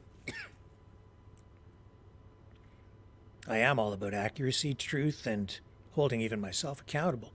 And for that reason, I do want to apologize for inaccurate information, which was shared even here last night about the killings in Ottawa. Information that initially came out that was carried by many media outlets at the outset was that it was a mass shooting. That was not the case, as we came to find out. And here's an example of another media outlet reporting exactly what I'm telling you. 6 dead, including 4 children, in Ottawa mass shooting. And so our thumbnail last night also included this information. This is an international report, but it was based on the same sources that we had that fed us the information as well at the beginning. And so our thumbnail last night said mass shooting. It was not. It was a mass homicide involving a family from Sri Lanka. And it was stabbings. Multiple knives may have been used in the commission of the crime. The investigation's still ongoing there tonight. The community in Barrhaven, part of Ottawa, the greater Ottawa area, in mourning, in shock still. 19-year-old charged with a variety of offenses in connection with that horrific mass killing.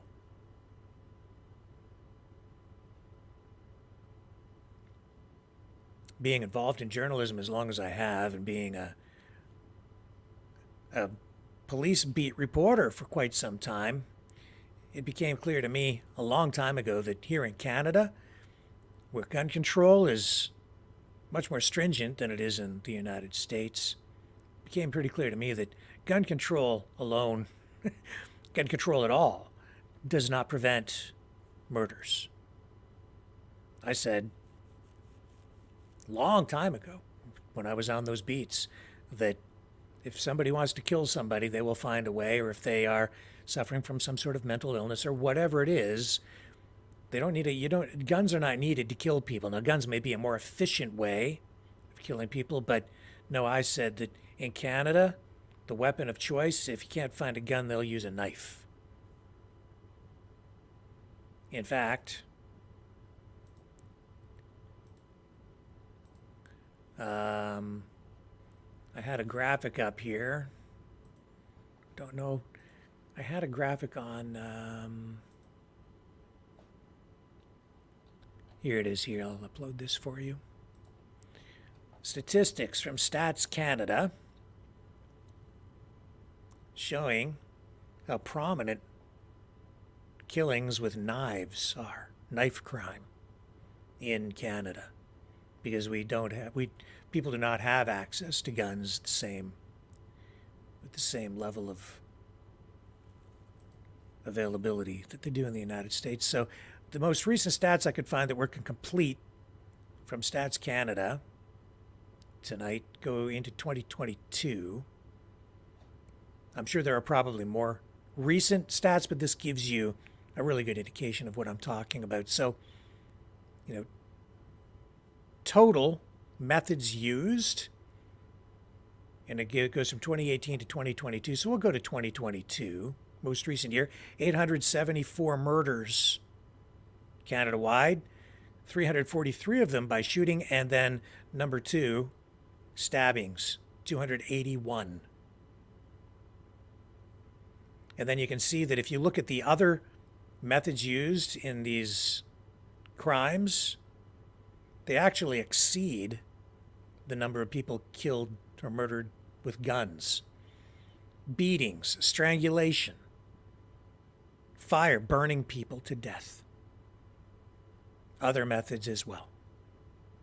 So I think in total, yeah, it definitely does exceed the number of deaths by shootings, 343, because the beatings and the stabbings alone, 281 and 143, that's much greater than 343. When you add in strangulation and death by fire.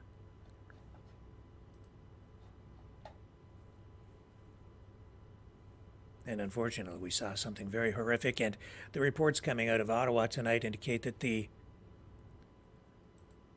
young man charged and with that crime seemed to have changed somehow. His family says he cut his family off, stopped communicating with them recently. Do not know what was in his head at this point, what really motivated him to do this. He was living in the home with this family from Sri Lanka.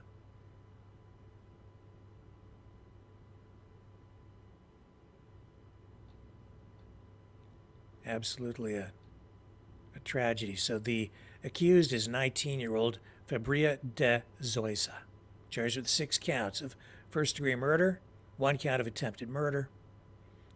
Police in Ottawa saying he is a Sri Lankan national who they think is in Canada as a student. And looks like he may have been enrolled at Algonquin College. What exactly led to all of this? I think we'll find out more as this gets into court. Right now, though, the community just seeing this as something completely senseless, isolated to this domestic situation where the family was living in this home and they have this student living with them. What the exact circumstance is there, I don't know. We'll have to wait for the evidence to come out. And that could, to get the full story on this, we may have to wait for a long time for this to go to trial and then get all the evidence out at the time of trial. There will no doubt be publication bans put in place for a variety of legal reasons in Canada, which is more, it's just common, part of procedure. It's the way it's done here, but the details come out over time. Patience.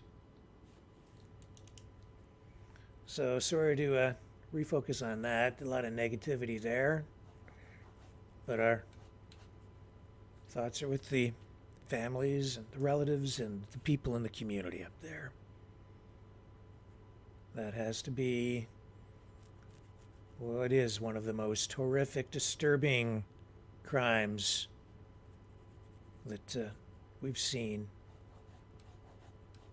in the Ottawa region, maybe, but that I can think of, period.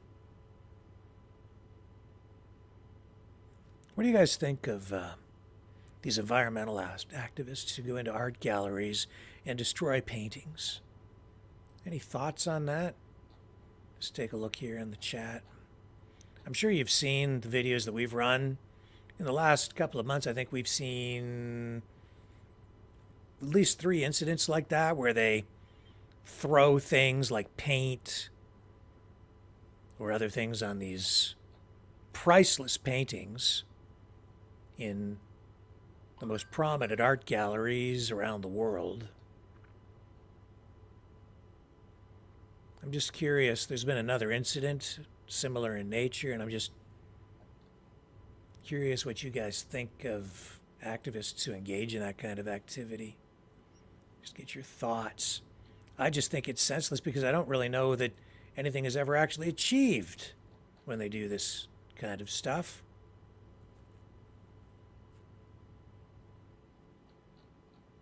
Any thoughts? Looking in the chat over here, there's a delay on that channel. Go back here. Nobody really commenting on it. Helena says she thinks it's stupid, childish. Yeah. Idiots. Done by pimply, blah, blah, blah, idiots, yeah. Yeah, so there was another one today. Was it today? Might be a little behind the curve on this. I think it was, I'm pretty sure this was today, just maybe 10 or 11 hours ago at the University of Cambridge.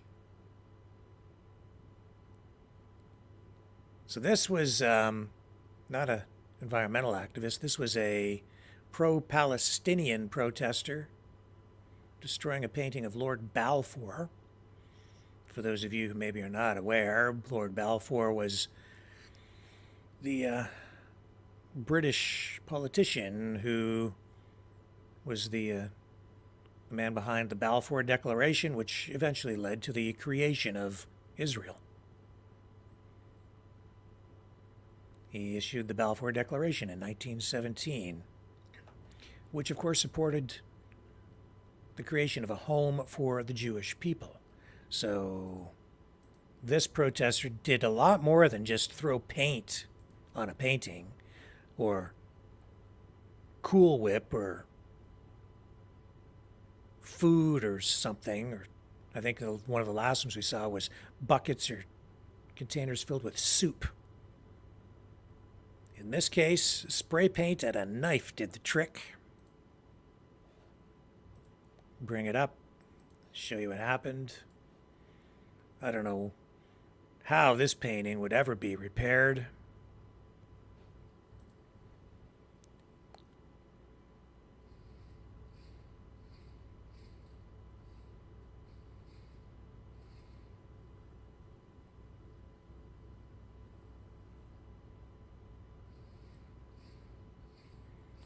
Literally cut the painting to shreds.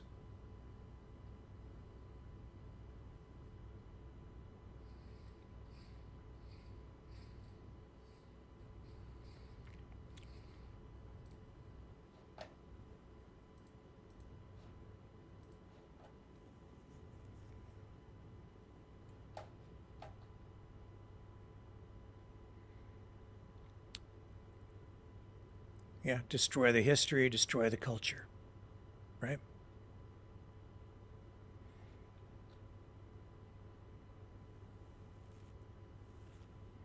Opinions on that'll vary.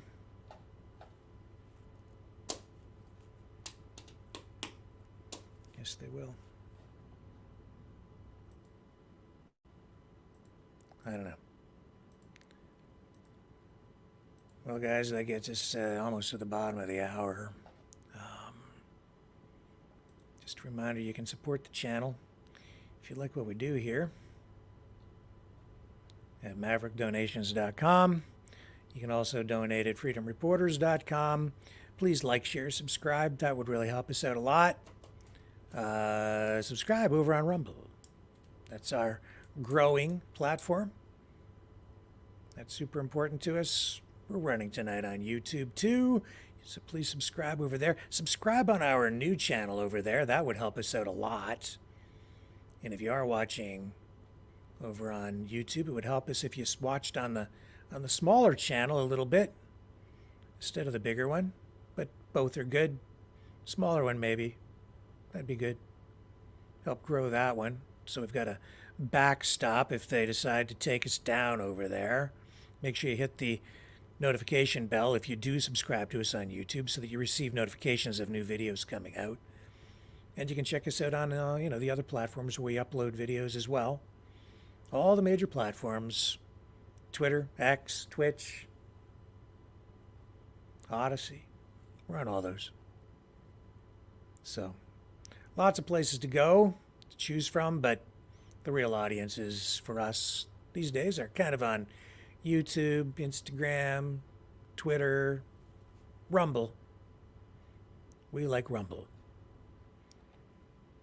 We like it over there because there is more free speech allowed, and they even over on YouTube when you're playing by the rules, they still hammer you for sometimes it seems no reason. But freedomreporters.com, you can donate there. You can also donate through the Rumble rants on Rumble, and we do have t-shirts and embroidered shirts as well. T-shirts, if you donate $30 or more, I'll send you a t-shirt. Just tell me which size you need. If you donate $60 or more, I can send you a shirt with the embroidered Maverick logo on it. We have those Exile the Knights of Malta shirts on in stock over there too. So if you want one of those, which I like the design myself. I think they're kind of cool. So again, just let me know what size you need and which one you want, which shirt, and I'd be happy to send one out to you. And we do appreciate the support. That being said, hang on to your seat. Don't let anybody take it away from you. I'll be right back after this.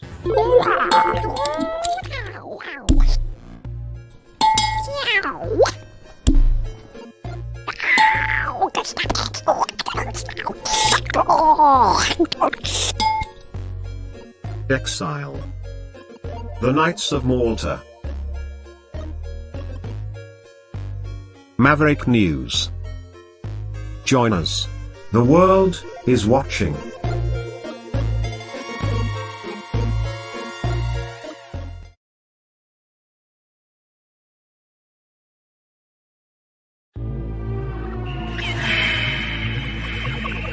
Fighting the Great Reset.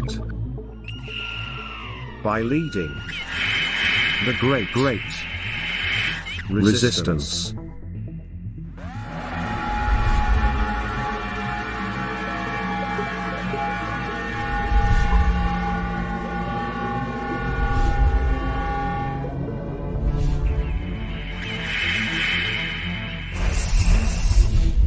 Maverick News. The antivirus programs for your mind.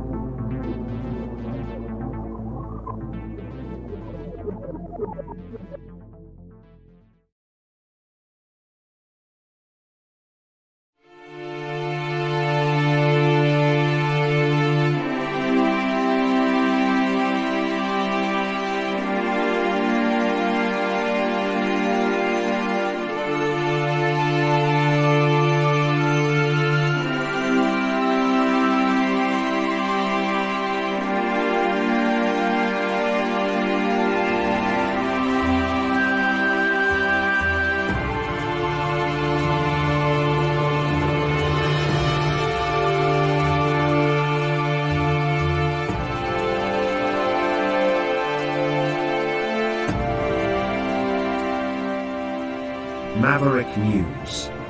The world is watching.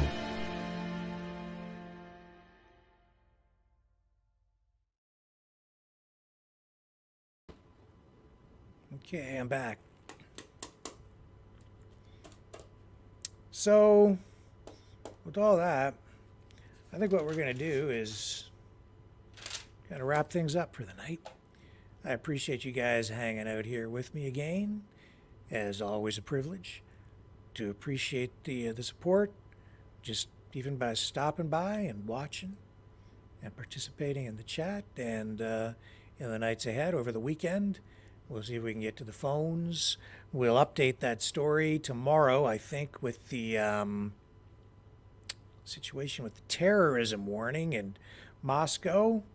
We might get Kevin Michelizzi back on here to talk about that. He has his ear to the ground and his finger on the pulses of what's going on over there in Russia.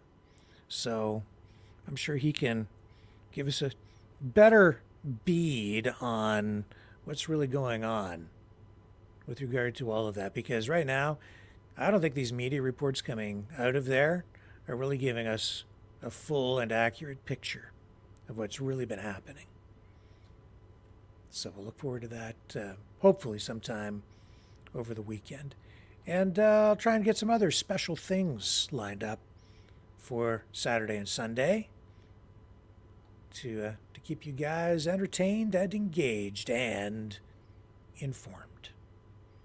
We'll do all that and more when we return tomorrow night, 6 p.m. Eastern, here on the Maverick News Channel, on the flip side.